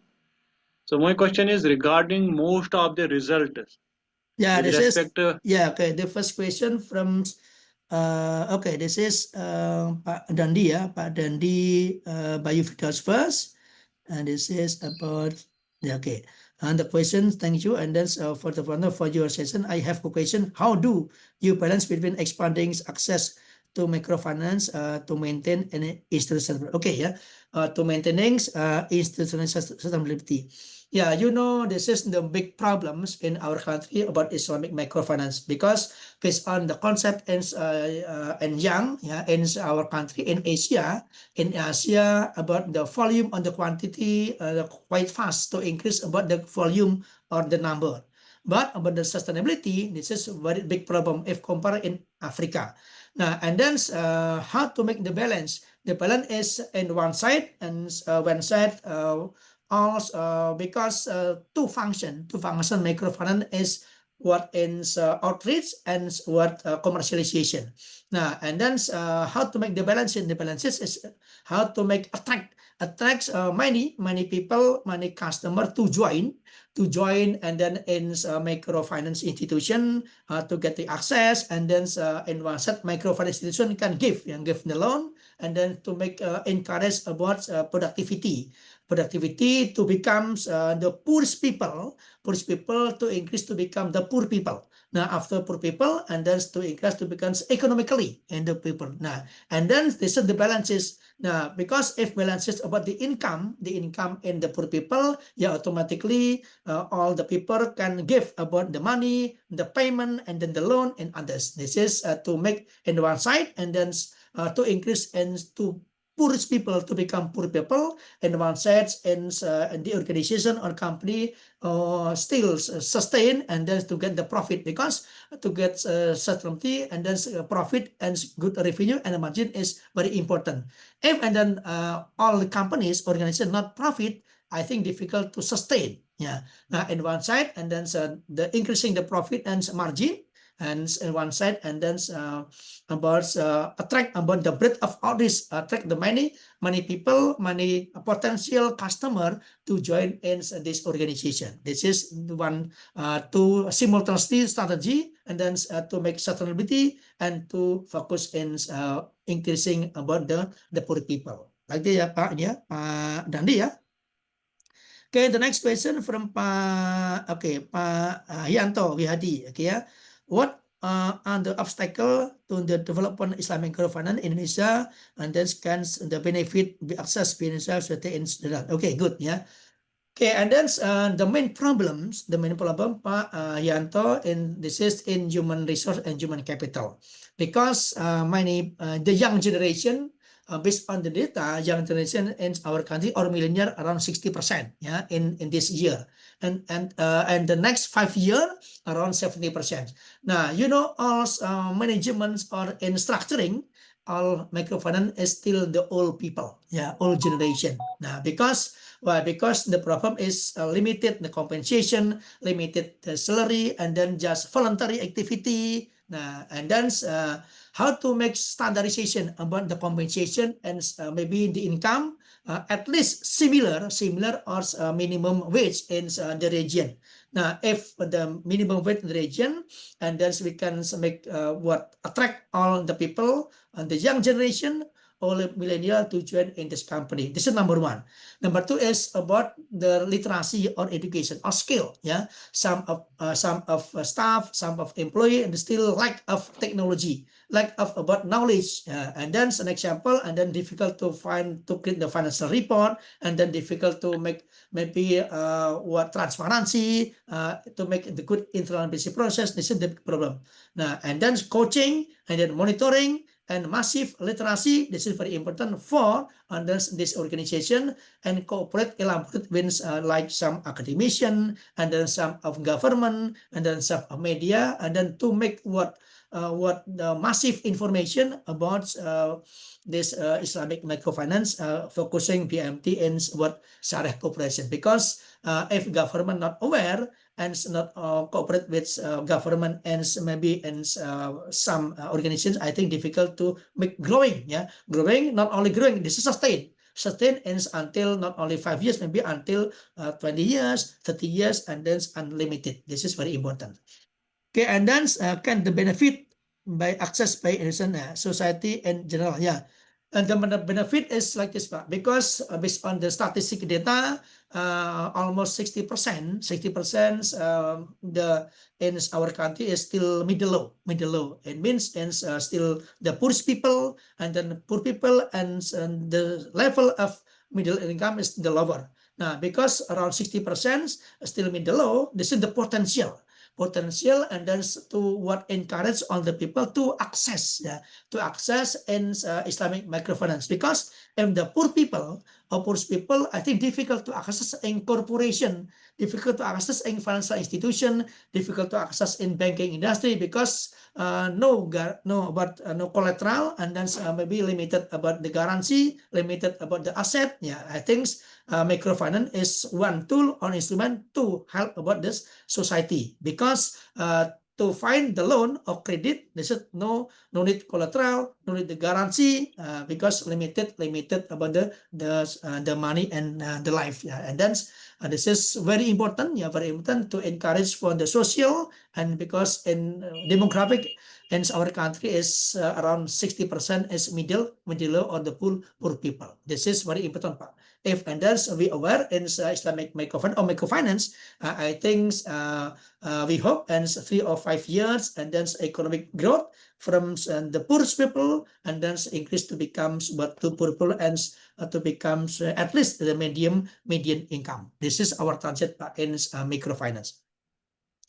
Okay, thank you, Pak Yanto. And then the next is what are the main factors that influence operational efficiency. Now, this is in operational efficiency. This is many Bu ya, operational efficiency. Based on efficiency like input and output. Yeah, if input and output, we mean you can divide based on cost per borrower, based on age, based on branches, based on what number of product, based on like some of loans and profit orientation. This is some variable. Now this is the proxy because this is rare about the research and empirical research about to take this proxy variable. Why? Because actually this is higher effort to take the data. We must touch one by one and then door to door to get the secondary data, and then from the BMT, from the Sarah corporation and so on. This is some variable. Okay, this is this is this one kan. What ends a unique advantage or challenges rise from implementing the principle in Indonesia society economic context. Yeah, this is unique. Yeah, this is uniqueness in our country. Yeah, besides BMT, zakat, zakat, and then wakaf, and then basnas. Yeah, last this is very actually many in our country about many organizations, many union, and then my corporation that to pick up to encourage all the people focusing in poor people or community. Now, what the uniqueness with another country? Uniqueness in our country is about the culture. Nah, culture in our country is in bahasa gotong royong. Nah, because in our country still gotong royong, I think our country still enjoy to become the voluntary activity, voluntary effort, and so on. This is the potential to mobilize all the people to join to make this corporation, this corporation organization to make growing up. Because this is the potential, and the second one is the potential in the population. Population in our country is around 80%, 80% until 85%. This is uniqueness with others. I think and majority in the village, and the village is still easy to encourage and attract all the people to join this organization. This is uniqueness. If we can make growing up this organization to become the big, and then the big size, and then the number of size is many. This is like the current policy government to encourage about Koperasi Merah Putih. Now this is can make synergies, synergies and Koperasi Merah Putih and some cooperation like BMT, like maybe Koperasi Sarah Cooperative, and then LAS and others. This is a uniqueness and differences with another country and another website in our country. Thank you very much, Professor Parantu. Okay, yes. As we are short of time. Yes. So we are glad for your insightful presentation on Islamic banking. I will guide all the participants if they are having any question, they can reach Professor Parantu in person. So now I would love to invite our next speaker, Dr. Hon On Nguyen, Owen from University of Tasmania, Australia. Nguyen is an associate professor at University of Tasmania, Center of Maritime and Logistic Management. He has an extensive experience in international trade, maritime economics, and supply chain management. His research focuses on network analysis and supply chain sustainability and resilience. He has over 100 publications including those in the international journals such as Transportation Research Part A, International Journal of Production Economics, International Journal of Logistic Research and Application, and has secured significant research grants, including projects on supply chain competition, security and resilience in Asia and the Indo-Pacific. Professor Nigan is also a graduate research coordinator and a dedicated educator, having supervised 13 PhD scholars. Dr. Hong, the time is yours. Dr. Firdaus, I'm sorry to cut you off for a while. I mean, we have another issue regarding Dr. Hong, so we need to jump to Dr. Manis first, I guess. Okay, thank you very much for the update. Now I would like to introduce our next speaker. Perhaps welcome Dr. Manish Kumar Srivastav from Christ University, Bengaluru, India. Dr. Manish Srivastav is a PhD from IIT Delhi and he is working as a professor of marketing in School of Business and Management, Christ University, Bangalore.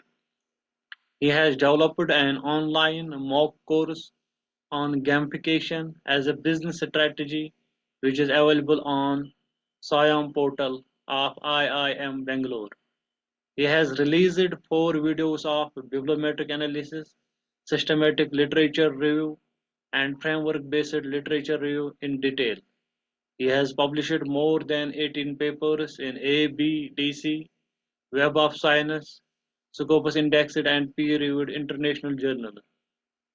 His area of research is virtual influencer, sustainable marketing, social media marketing, metavirus, and value education. Professor Manish, time is yours.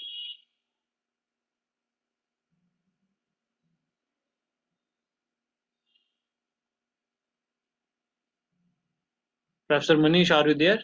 Yes, I am there. Thank you so much, Dr. Firdaus, for this introduction. And I am very much grateful to Dr. Purvanto with I was just listening his speech. And am I audible, Yes, Dr. yes, please go ahead. Okay, fine. So, yeah. So, first of all, I am very much thankful and to the distinguished organizers to give me this opportunity for this. And so, once again, very good morning to all distinguished delegates, fellow academicians, industry leaders, students, participants. It's a privilege to join in Hong Kong from India. And Hong Kong, especially, I will tell a city that symbolizes fusion, which tradition meets modernity, creativity meets uh, together. So, not to further discussion on introduction and all, I'll just begin my piece of thought, which is actually is a combination of all. I'll try to the put on the lights of all the combination of management, technology, and fashion together, and what is the how companies are leveraging using all these things all together, especially in fashion industries. So I will begin with see now, as we know that we are in a kind of uh, information age, or rather to say imagination age, because we are imagining and things are happening. Now we are in AI age, we can say. So we have covered a long distance from our barbaric age to farming age, agriculture age, and to industrialization age, then knowledge, and then imagination, and then now AI and all. So I'll just like to speak something about that to set the context. Imagine 1,000 years back, when when tech see what I want to tell that technology brings disruptions. Whenever we have a new technology will come in the form of innovation, it will come, and it brings disruption. So I'll tell you how people are not very much adaptable to the disruptions, and they are reluctant to accept all these things, and in future everybody will accept. So I'll before I start that, I want to share my slides. So just give me 1 minute. I'll share my slides and then I will start all these things. Okay. So okay. So sharing means okay from there. Okay. Share screen options. I don't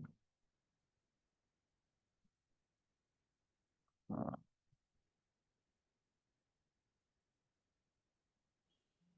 Just give me 1 minute. I am just sharing it. Okay.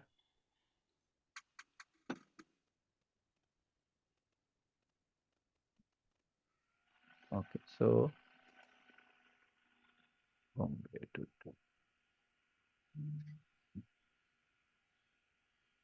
it is it is not shared screen. 1 minute.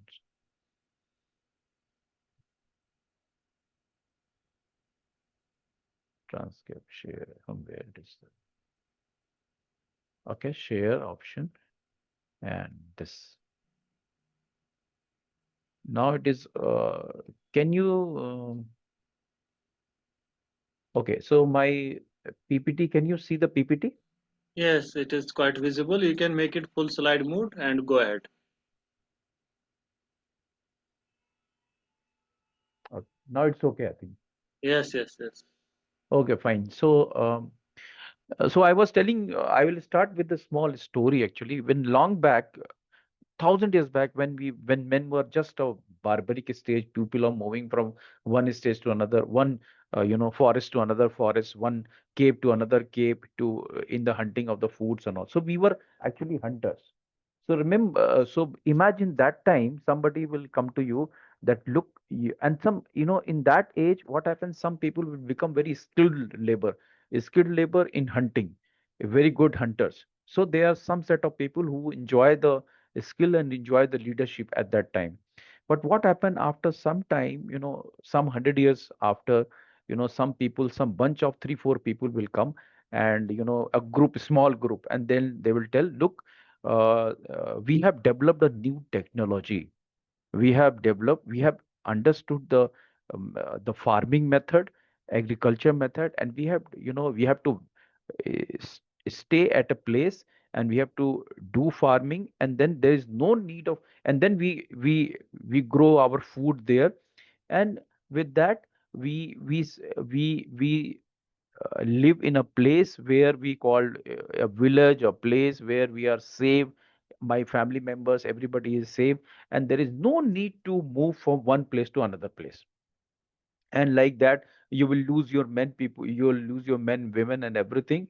So this is a new thing we have developed. Do you think that people will adopt this technology? People will adopt to this? Very less, very few. Initially, because then farming is a new thing. People have to learn it. So so basically initially they will not, but few people will slowly go to that group, and then they will join them. Then after 1 or 2 years they will be flourishing.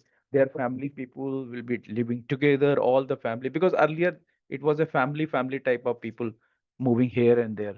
So then one particular set of people who adopted the new technology, they started flourishing, and then who were in the old technology, all these barbaric things, they will, I mean, slowly their number will decrease, and the more number will more people will join there, and slowly this technology become obsolete, the old technology of killing animals, eating, all these things.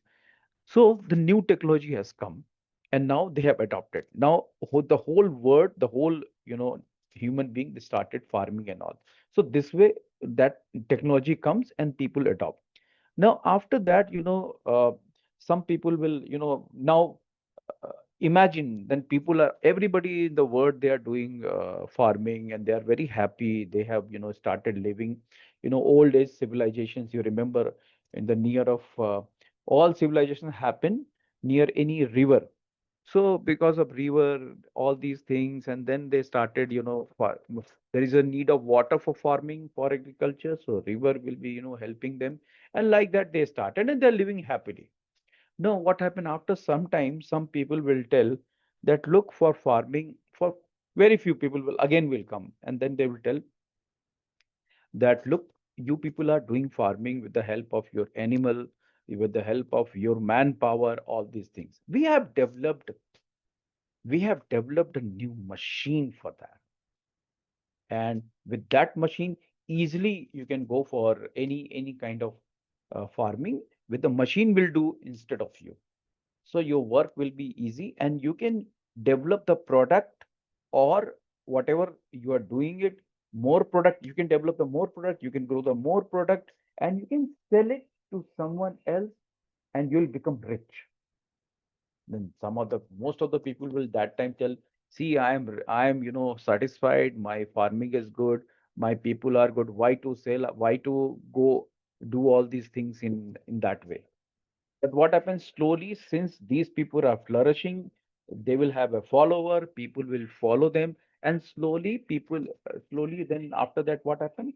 With this technology, we call it, later on, we call it industrial age. So industrial age has come, where, uh, the more they wanted to, earn, the more they wanted to develop or produce, the more production, all these things happen.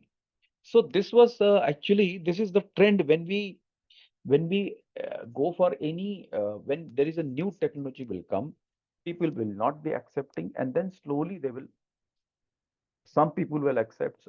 And why? There is a reason for that, because some people have become since a long time they are doing the same thing, they'll become very skillful in that particular thing, so they have to change their skill. For example, nowadays we are facing, all over the world we are facing the problem or the issue or the challenges related to AI. The way AI last year was, this year you must have, observed, everyone, every participant, those who are listening me, you must have observed the way the AI is learning is very fast. We cannot compare with them. Men cannot. What I believe. When controlling is different, but comparison, the way they are learning, last year when they introduced 2 years back, and then last year, and then now, there a lot of changes happened, and then the improvement is very high. So with that note, we have to understand whether it will be a creativity or whether it will be a kind of, um, um, uh, non-creativity from the human side. See, the machines are learning in a better way. Machines are becoming more and more creative. But what about human being? And that's why this is actually a very important point, that we are the crossroads of creativity, management, uh, and fashion and innovation.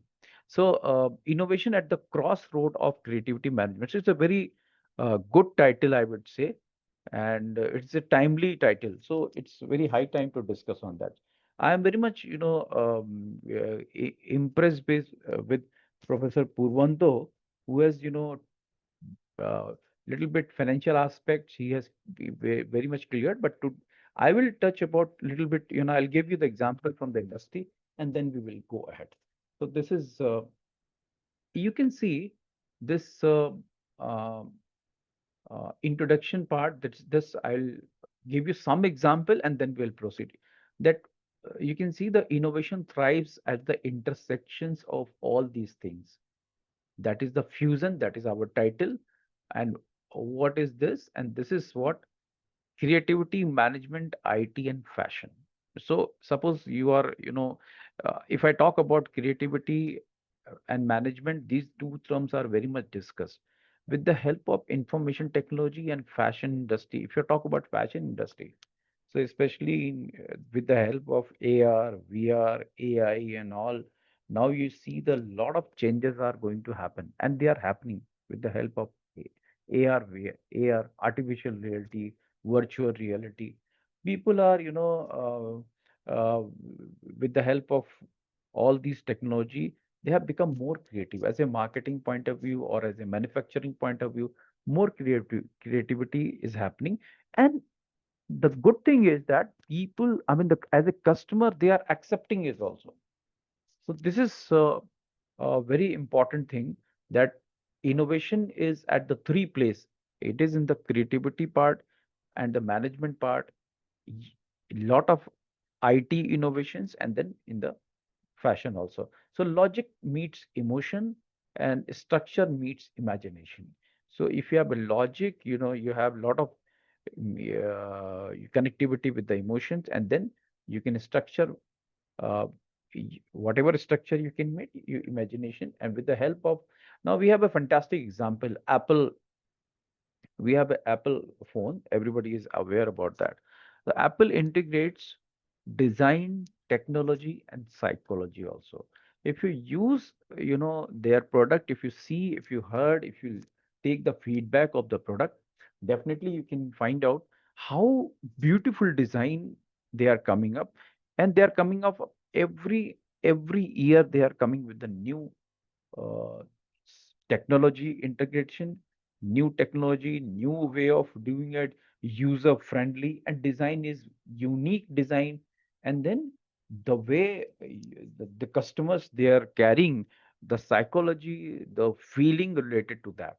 This is actually the thing is basically it integrates the marketing concept, the management concept. I remember that basically the management is finding out the unidentified need. The best management is, the best marketing is to find out the unidentified need, which is actually not identified. Even I don't know that I need this, but if as a marketer, if another marketing manager or marketing persons or management people knowing that that kind of things must be in future requirement. So it will be a successful integration of all these things. We have another example of Google. Google, who knows long back when Google introduced, who knows that we needed information, because that time we were reading a lot of things. Library, we are going to library, we are going to talking to our senior people, we are talking to the experienced people, and then in that way we learn so many things. We go for the books and all, but who knows when Google comes, and Google Google understood this long back, that yes, people are in search of information, and that will be the next business. And long back when Microsoft CEO, Mr. Bill Gates, when he told, I think 25 years back, he told, my only competitor I feel threatened from a competition, that is from Google itself. And you saw now Google has, with the help of innovation, technology, design, and all logics and all, they have created a product, their Google product. Now you can see the series of Google product, which has become a fashion. It has become, people are adopting it. Google, whether it is operating system Android, whether it is Google Map, whether it is all kind of Google Maps. So you can see all these things in that. Now we have we know that Lego company, like Lego, they once it has become bankrupt, but they started design thinking and agile project. They work on that. Okay. And then they have again the same our topic only, they blend management to blend creativity with the structure.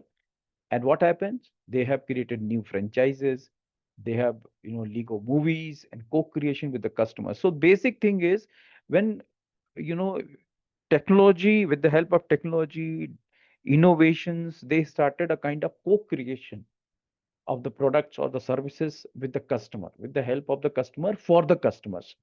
So basically, this was the creativity, project management channels creativity, we call it.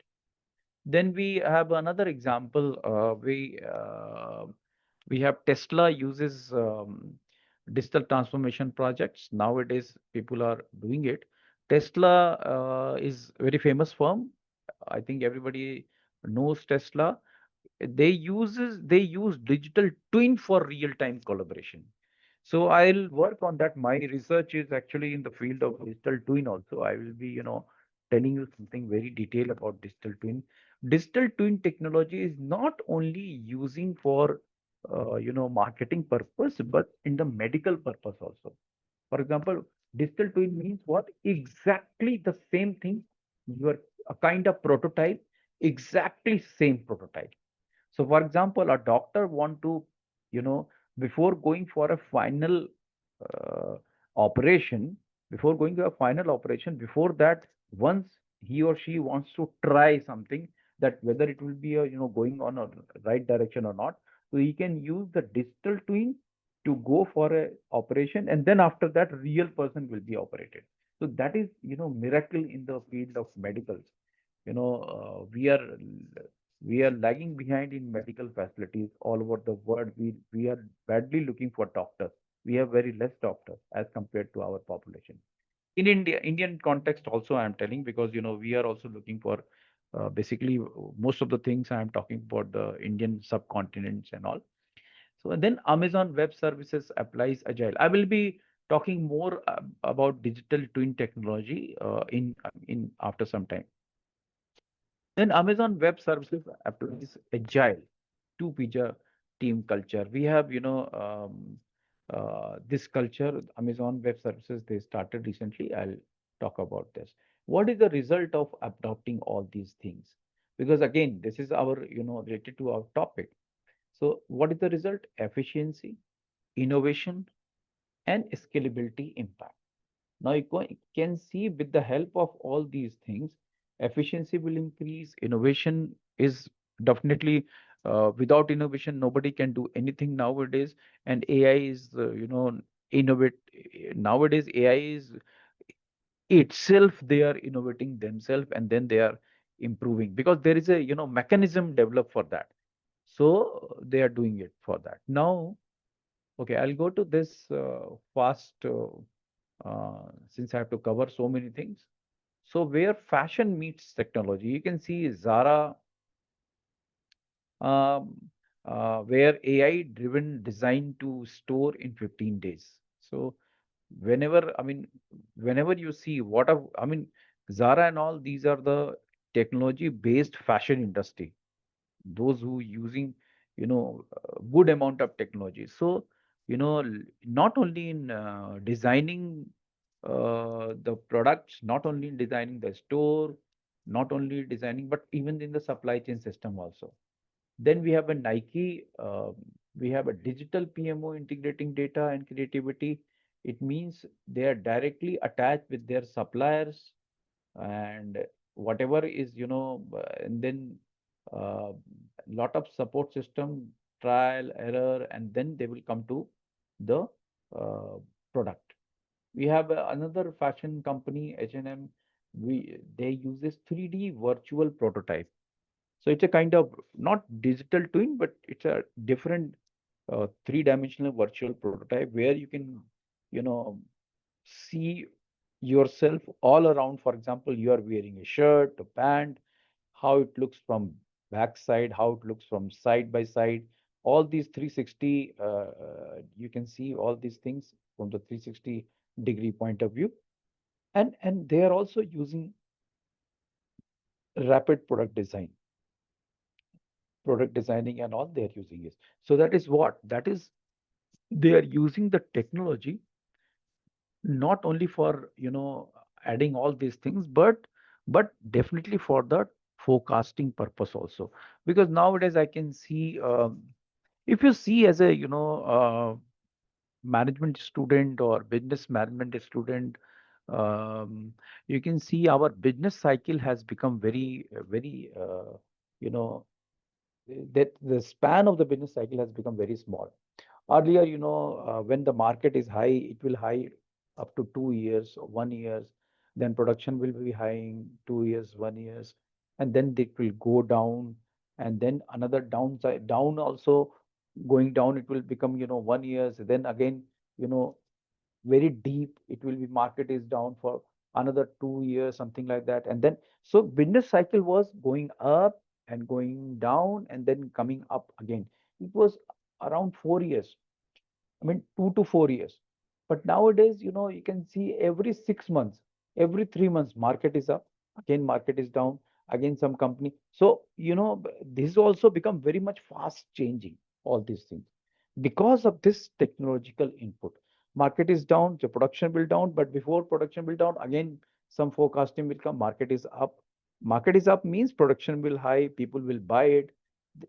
People will buy more product, more purchasing power will increase. Market down means people will stop buying all these things. So that is because of another few factors also. I have not discussed on that. But definitely this is the trend we are observing because of this technological aspect.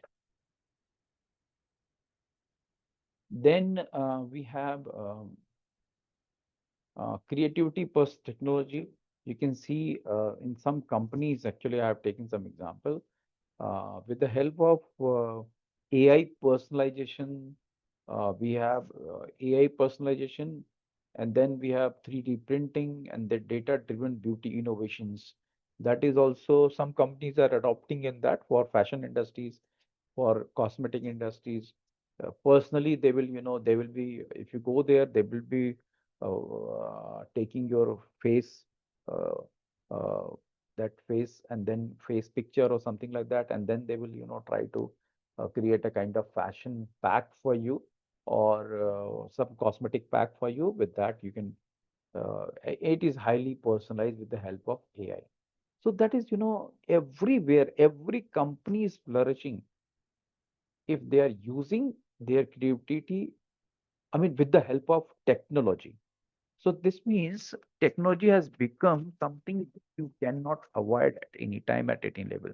You, if you want to do business, if you want to become entrepreneur, if you want to become, a good marketing manager or some product manager, everywhere you have to take the help of the technology.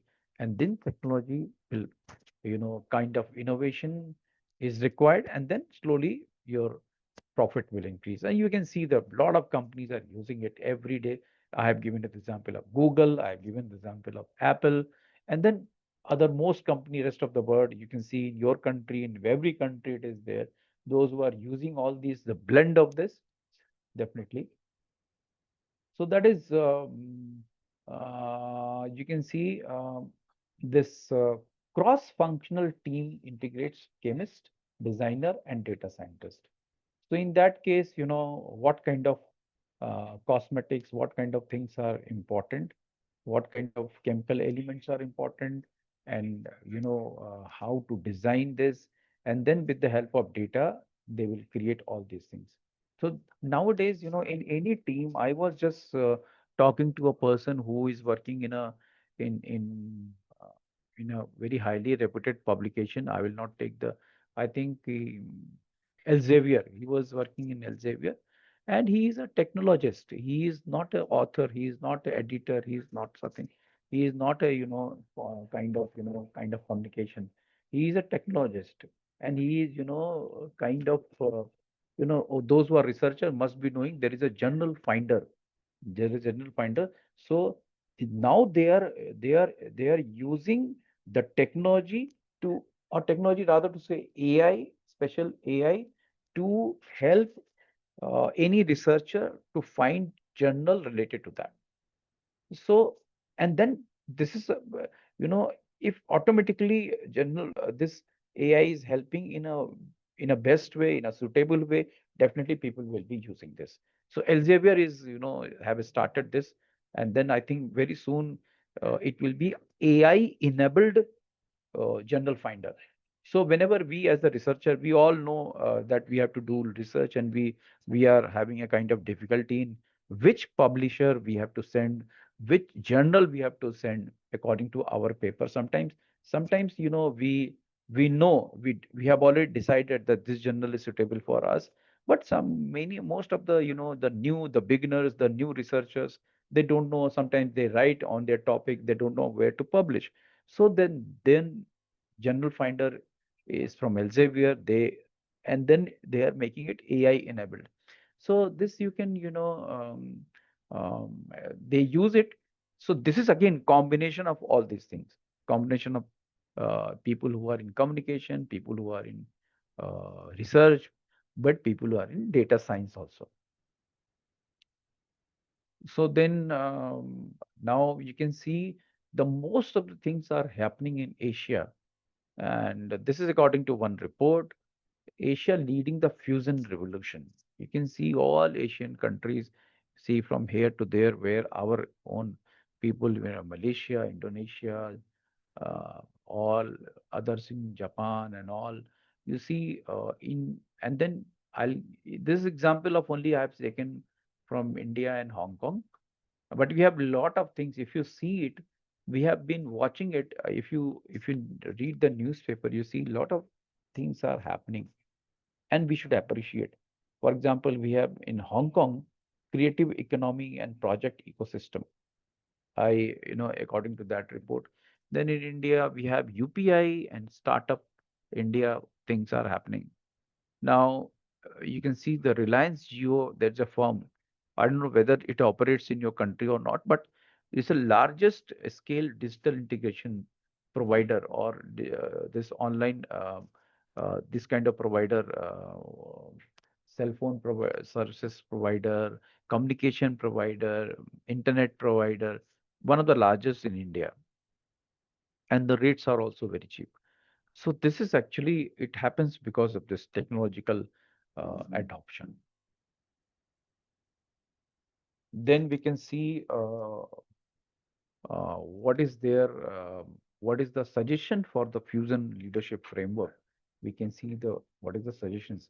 Fusion leaders, those who are working, fusion leader means you all, we all, those who are want to work in that area. They all are, I assume that all, try to work on that. So, what is this? One is, it's a combination of what? It's a combination of creative imagination. Um, it's a combination of analytical thinking. So you can see you can relate it with the examples what I have given with creative imagination. For example, Google long back, they thought that there is a need of information and there is a need of authentic information, authenticity. So Google has become a name of authenticity, and it has, search engine optimization system is also there. Whenever you ask that what are the top 10 colleges in Malaysia, top 10 colleges in Jakarta, so definitely Google has some 200 types of, the way of analyzing all these things based on the feedback, based on other factors, and then they will come to know. So that is a kind of, combination of creative imagination, analytical thinking, and managerial discipline. In, what kind of, information is important? What is, as a company, as an organization, what is my responsibility? What is my responsibility is important. So then we have expressive communication. Every company, those who are, working for leadership framework, it is a combined fact that they have to be very much expressive, telling about their product, telling about their services, telling about their, as a researcher, we have to tell about our research also. So that is all, combination. Whenever is there, if you are a creative, but people don't know that you are creative, it will not work. So expressive communication also, it involves technology. If you are using technology, your work will be easy. So these all skills drive interdisciplinary innovation. See, these are all skills derive interdisciplinary innovation where it's a combination of all things. Because whenever we talk about any interdisciplinary innovation, it is not something about the product, it is a lot of services also. For example, I'll give you one example. So, for example, we have a ticketing form for airlines ticketing. So now you can see airlines ticketing is only the firm, they are providing you the airline ticketing services. They're now integrated with the hotel, integrated with the tour and travel, integrated with the all, so many things. Comparative study also, they will sometimes, they will do it. All these things are combined with and this is only possible by the technological intervention. Then I did a small research with the help of some Scopus database. I've taken some papers and then uh, work on that, and then they have some nowadays, especially in digital twin technology. I told you that there's a digital twin technology. So small research, my paper is, under review. So but I've taken something for this. You must see it in the field of whenever we talk about digital twin technology. So these are the main words people are using it. All researchers are using it. These are the key words where people are working. So these are the area, you can see area of research in that technological, aspect where people are working on that. So maybe it is people want to see how digital twin technology will help in manufacturing, how digital twin technology will help in decision making, customer satisfaction, data analysis, supply chain, and learning system, sustainable development, deep learning, product design, manufacturing industries, and product. So and then Internet of Things, how these are, related to that. So when I did the second part of this research, you can see these are the main keywords. But when I did the combination of all keywords, for example, how these keywords are associated with each other, you can see a lot of colors. It's a very interesting. It's a very interesting uh, result. We see the when I try to relate all the keywords, how these are related. You can see the colors. You can see green color. You can see the yellow color, and then red color. Then so these colors are actually the clusters. You can see digital twin related to the customer demands, simulation, optimization, synchronization, automation, all these things. You can see in red color. So these are clusters. This is a very interesting result has come. If I show you the result in the next slide, so this will be very interesting to see. Yeah, so I have done some kind of thematic clustering of the keywords. You can see nowadays in this digital twin technology where innovation and then fashion and IT and all happen. So this you can see it here where cluster red, cluster green, blue, uh, and then 1 minute. I'll have to sign some.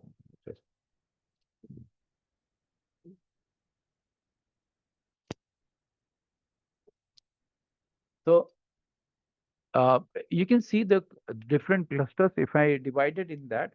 So cluster one is talking about in red color AI, deep learning, digital twin. People are talking about information management, supply chain, and virtual reality. You can see it. Then cluster two is talking about big data, competition, and all. Cluster three, customer satisfaction, efficacy. So you can see with the help of cluster one and cluster two, you can be efficient. You can be more efficient, more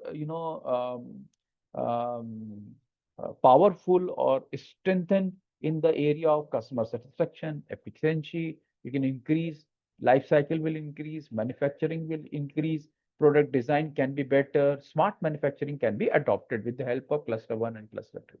So you can see all these things in which particular area this technology and information technology are going to use, assembly, automation, to fulfill the customer demands, product logistic, supply chain, simulations, and you can see in cluster 5, a lot of other things which are involved in that, not directly but indirectly. Blockchain is one of them.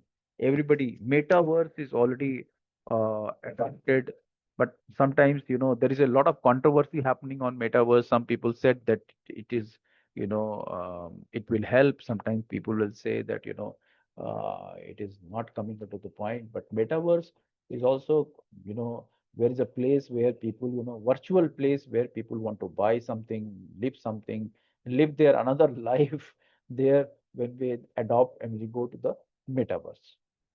So these are the things which are, I wanted to share with my research also.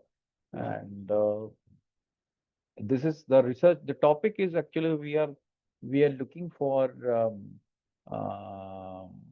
digital twin technology. Basically, the role of digital twin technology or AI-based digital twin technology in service marketing or providing the services to the in a better way to the customer. So we are looking into that.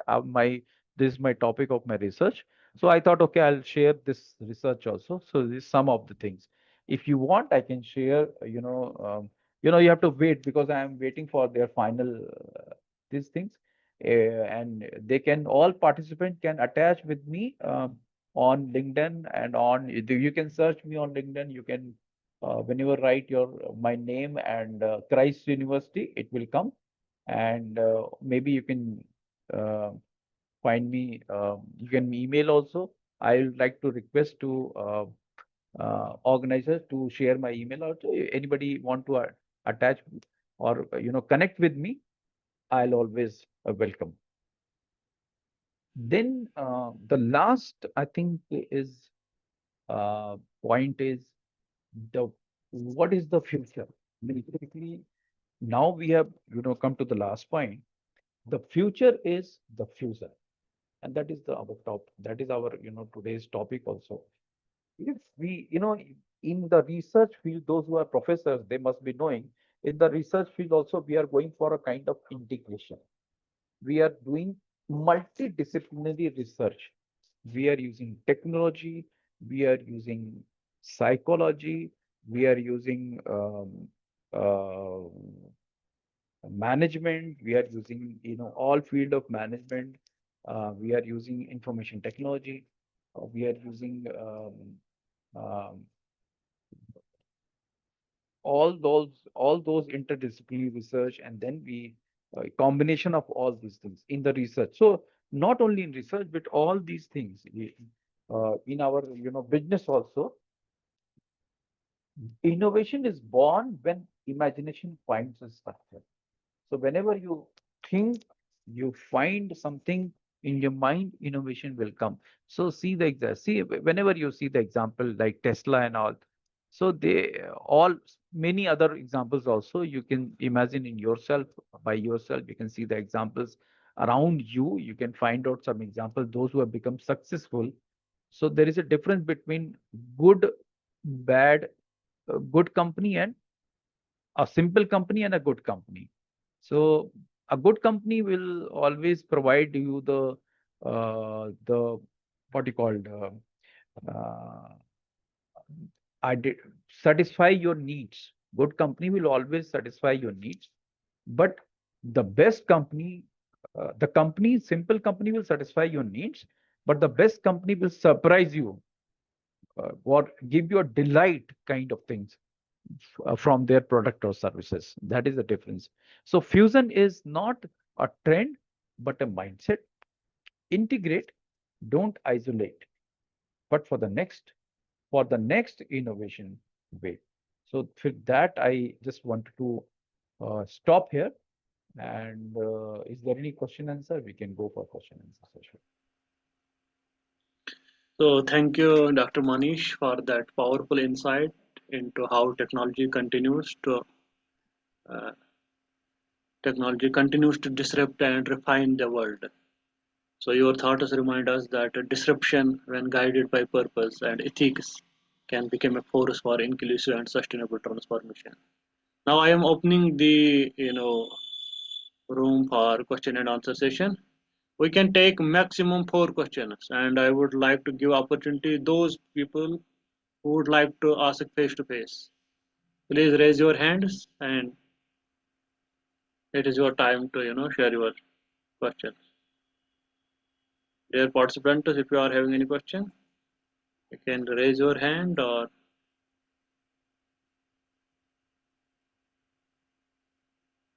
so. Let me take the question from chat box. It is by Dandy. So Professor Manish, I would like to ask you as a first slide is mentioned that innovation. Wait, there is. So your slide is mentioned that innovation thrives at intersection where logic meets emotion and structure meets imagination. My question is, how can organizations practically create such an environment where these forces coexist? Or all these aspects must necessarily exist together for innovation to truly happen. So this So is the question. basically, first thing is the mindset of the firm. So mindset of the firm, and it comes from the. I believe that it comes from the leadership, and it not only with the leadership but the mission and the vision of the company. So I believe that if the mission and the vision of the company is like that, with that mindset, if you want to serve people in that way, definitely it will be there. I'll give you one example. We have a Arvind Eye Care in India. They are the cheapest eye cataract operations. They provide the cheapest eye cataract operations in India, and most of the people they serve free. So their policy is they will give their service free to the poor people and take money from the rich people. So like that, but their innovation is what is their innovation? The innovation is they have, with that purpose, they did some innovation, and innovation is in the form of supply chain management. They have, and then operation theater. So what they did, they have developed a kind of the line of production. You know, there is a, Ford has developed a line of production where one car skeleton starts from one line at one line, and it will go one shop to another shop for the painting, for the then another shop for putting the tire, for another shop for putting like that. When one shop will vacant, another vehicle will come. So this is product line. So that production line has been created in the form of operations. So they have created the operation theater in such a way so that there are a lot of, one patient from another patient. First patient will leave that bed. That bed is occupied by another patient, and uh, then so that the time of the doctors utilize optimally, and the health workers' time also maximum. And then, so after every 5-10 minutes, one cataract operation is happening. So finally, this line, if you see the production line, so that is, I believe that the first thing is when you when the vision, mission, and the leadership, when the leadership is acquiring all these things, it will happen definitely. And then the mindset of the people is very important, and the change the mindset is again difficult, but leadership can do. So I believe that it is a the leadership which can motivate not only the policy making, not only the innovation, but the people also. So with the help of people, it can be done. So there is a follow-up question in chat. Ayantu, how do creativity, management, IT, and fashion to contribute to the success of Indians in prominent positions across fields like politics and business? And how can they maintain their edge in globalizing era? It is just like two questions together. So yes, So yeah, he's talking about for creativity, management, IT, then fashion, then politics and other fields. but actually creativity, management, IT, and all they are my favorite. Actually, politics is not my favorite subject. But Yes. anyway, I will tell you this. See, nowadays, if I talk about democracy, like some countries we are following, so I think with the help of IT and innovation, I mean, I can tell about my country. A lot of with that innovation, with that fusion and combination, we can remove the corruption part. A lot of corruption is, from the back door, it can happen. So with the help of this, that corruption part can be, taken care, because everything is open. So for example, if suppose we talk about an open board, so where somebody enters, the money will go, somebody going out, money will come, something like that. If it is open, and suppose for example, payment is only through UPI, imagine every payment through UPI, then what is the use of bribing and all? You can't bribe, because then where to give the money? The black money, the matter of the black money will go. So then politics, in a different way, it will be taken care of that. Since politics is not very much, I don't have any very much idea about how to integrate, but basically they are using it nowadays. One more thing I tell you, because of deep fake technologies and all, they are misusing the technology that is happening. So this is also a bad thing which is happening with that. So we have to be very conscious while use this all these combinations, especially in AI things. We have to be very much careful. That's what I can answer with my limited knowledge in that area. So I think there is no question, but I would like to ask my own question because none of the speakers allowed me to ask the question. Let me take Sure, this sure, opportunity to ask you sure, here. Doctor.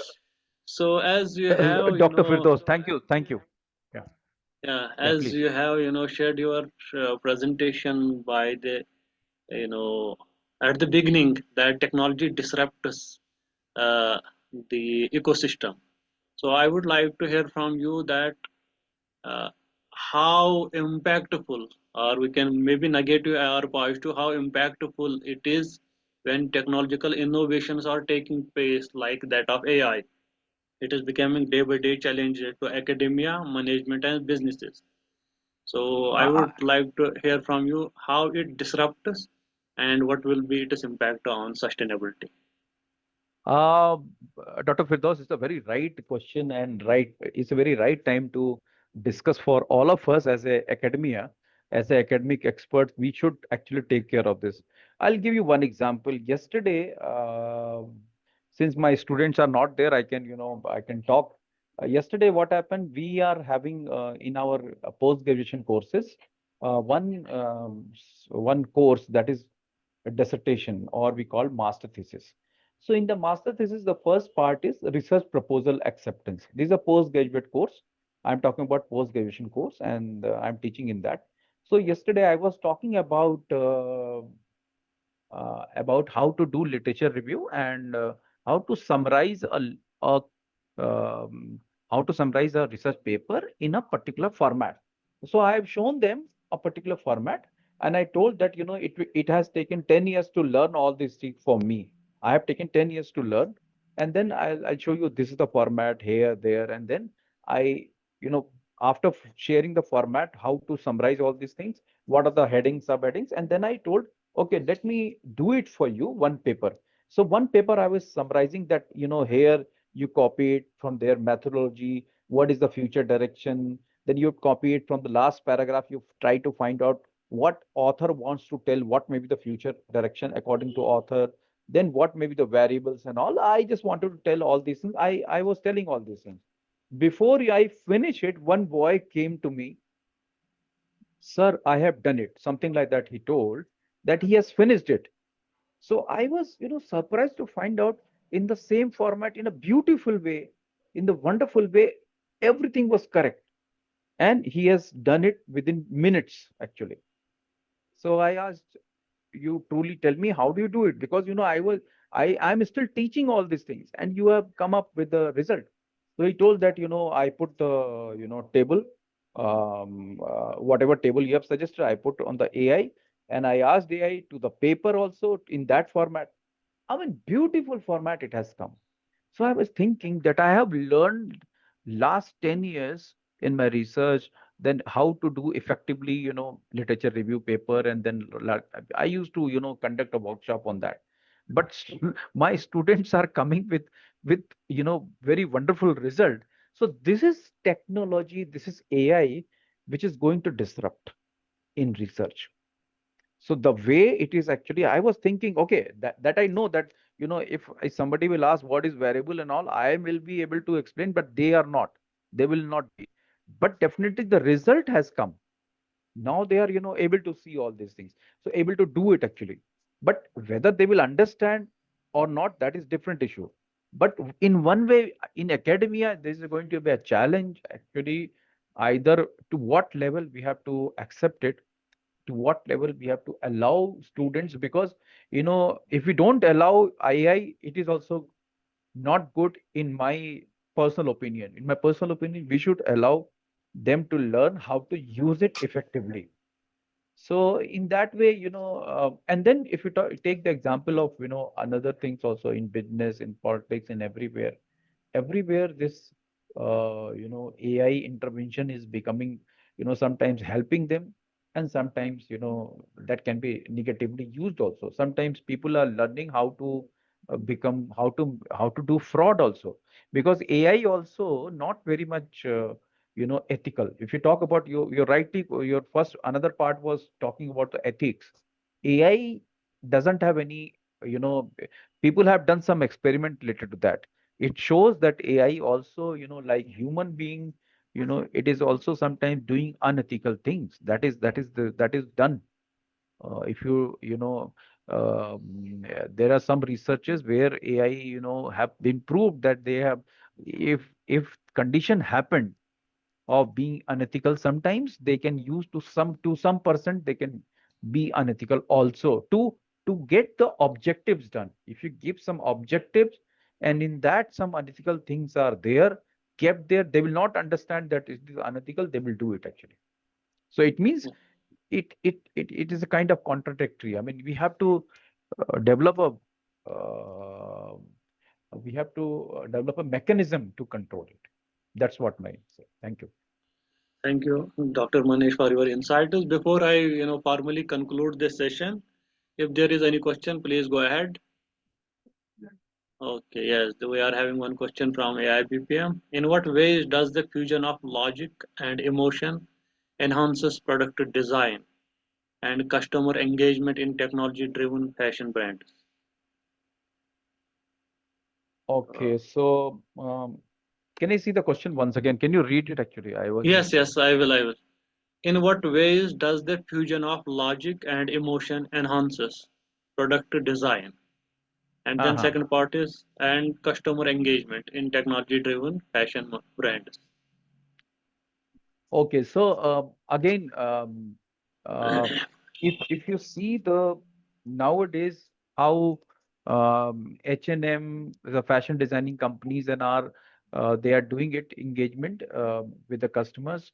They are not only they are using a lot of other things, including AI. Means, for example, they are using gamification and AI-based game, AI-based technology, or AI-based loyalty programs, which automatically not only gives the providing the advertisement to them, but providing the services to particularly in that particular field. And what I think that these people are uh, making it personalized product. Personalized, for example, if they understand that what kind of Dr. Manish is there, Dr. Manish buying pattern, if they understand Manish buying pattern, if they understand the behavior pattern of Dr. Manish, if they understand the person, then they automatically, without any kind of issue, any kind of challenge, they can directly create a special product for me or for anybody. So this in this way they are providing the things, and then content also they are provide. If I'm a social media watcher, if I am on social media, my social media page also, if you see, I'll get a lot of things associated with that. So in that way, the content creating, the content providing also, they will make more engagement, and they will use some kind of gamification in that also. So I think in that way it can be enhanced. Okay, thank you. This was all from the participants today. So right now I am going to officially, conclude this session. So good afternoon, ladies and gentlemen. Knowledge, like passion, must evolve with time. What matters is how meaningfully we adopt it. As we conclude this engaging keynote session, I would like to take a moment to reflect on thought-provoking insights shared by our distinguished speakers this morning.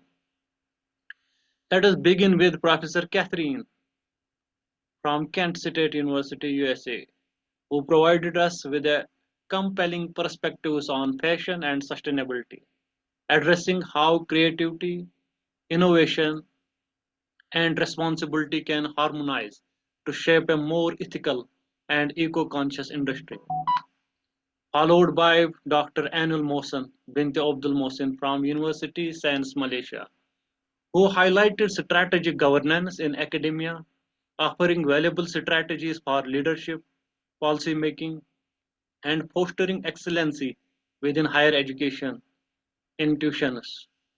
Building upon these themes, trying together innovation, governance, and adaptation in meeting the challenges of a rapidly evolving world. Then moving to Professor Pawaranto from President University Indonesia. He shared insights on microfinance, Islamic microfinance in Indonesia.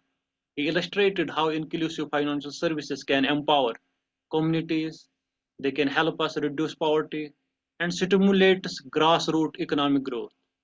Finally, we heard Professor Manish Srivastava from Christy University, Bangalore, who shared profound reflection by citing examples of ancient life and the role of change, connecting with wisdom from the past with the present day transformation, illustrating revolution disrupt and challenges our ways of living, working, and thinking.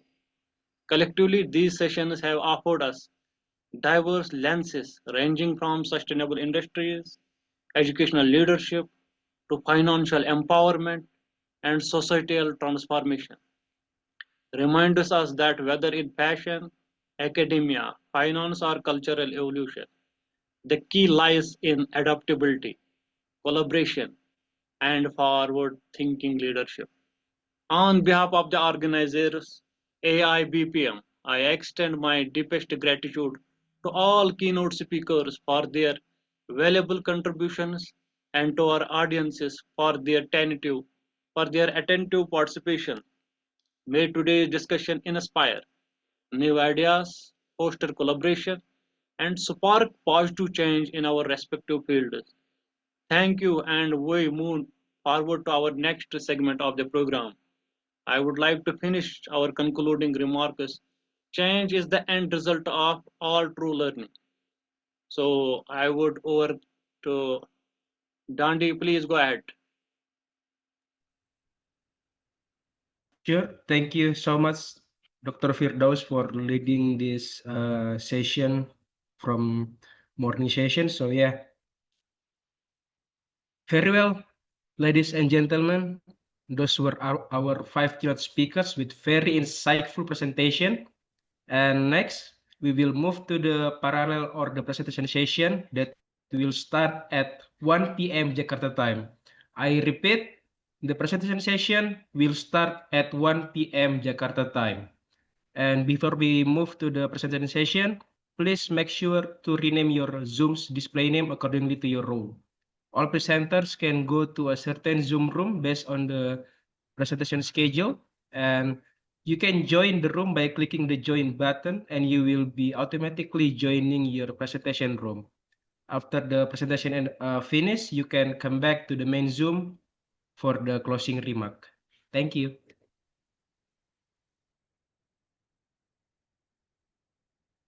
Ladies and gentlemen, we have now reached the end of the 2025 Hong Kong International Conference of Project Management. On behalf of the organizer, we would like to express our sincere gratitude to all session chairs, speakers, and participants for your valuable contributions and enthusiastic participation. We hope this event has been meaningful and beneficial for everyone involved. For documentation purposes, we kindly request all participants to turn on their cameras so that we can capture this memorable moment together. I think Miss Alisa will take over for this photo session. Miss Alisa, go ahead. Thank you, Mr. Dandi. So for all participants, please turn on your camera so we can have another documentation of this conference.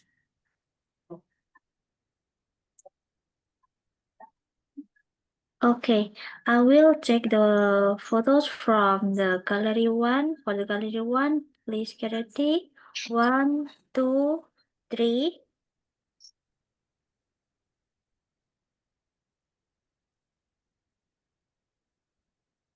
And then the next gallery, please turn on your camera. 1, 2, 3.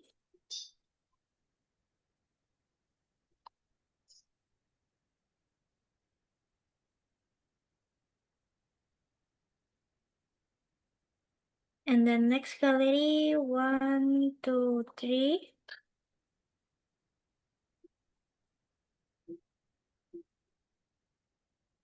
And then next gallery, 1, 2, 3. And last but not least, 1, 2, 3.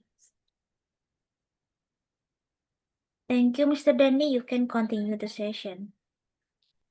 Thank you, Ms. Alisa.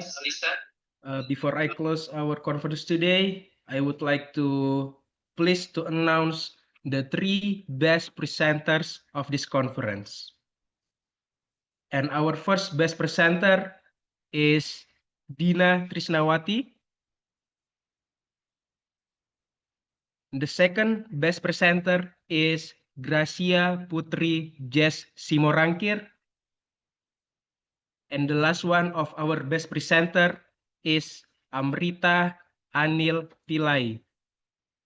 Congratulations to the winners, and each best presenter will receive a certificate which will be sent via email after the event.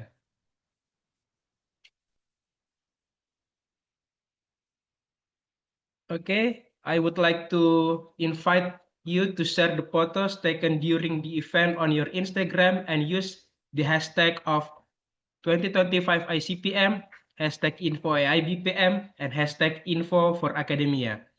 Don't forget to follow us on Instagram at info AIBPM and subscribe to our channel AIBPM Talk Series, where you can stay updated on our events, publication opportunities, and watch recording from our conference.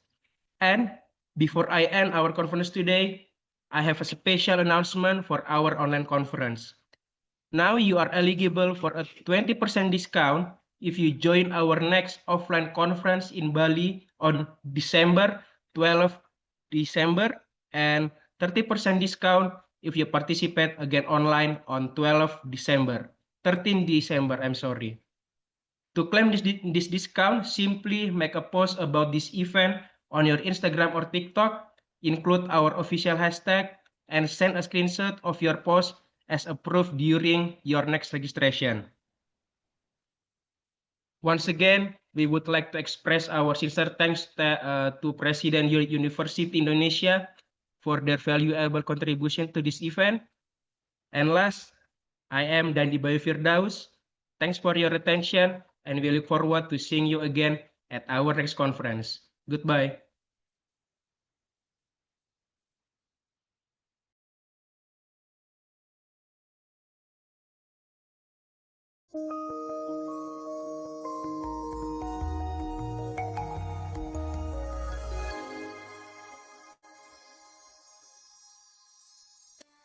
Welcome to AIBPM,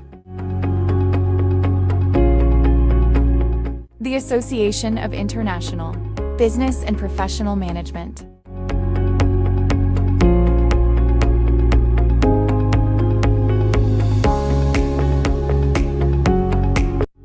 We connect academics, professionals, and students worldwide.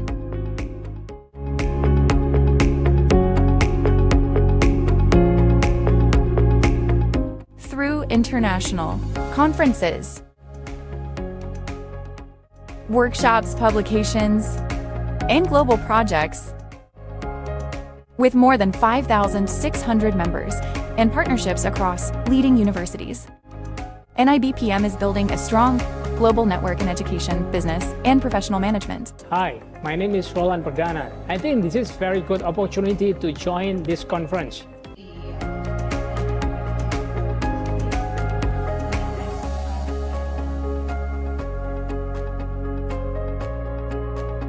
Hello, my name is Ferry Prastia. I am very happy to join this international seminar with AIBPM, and this is a good impression for me to enrich my knowledge. Hello, my name is Bohirjon Sodikov. I'm from Tajikistan. We are so happy that we joined such kind of conference.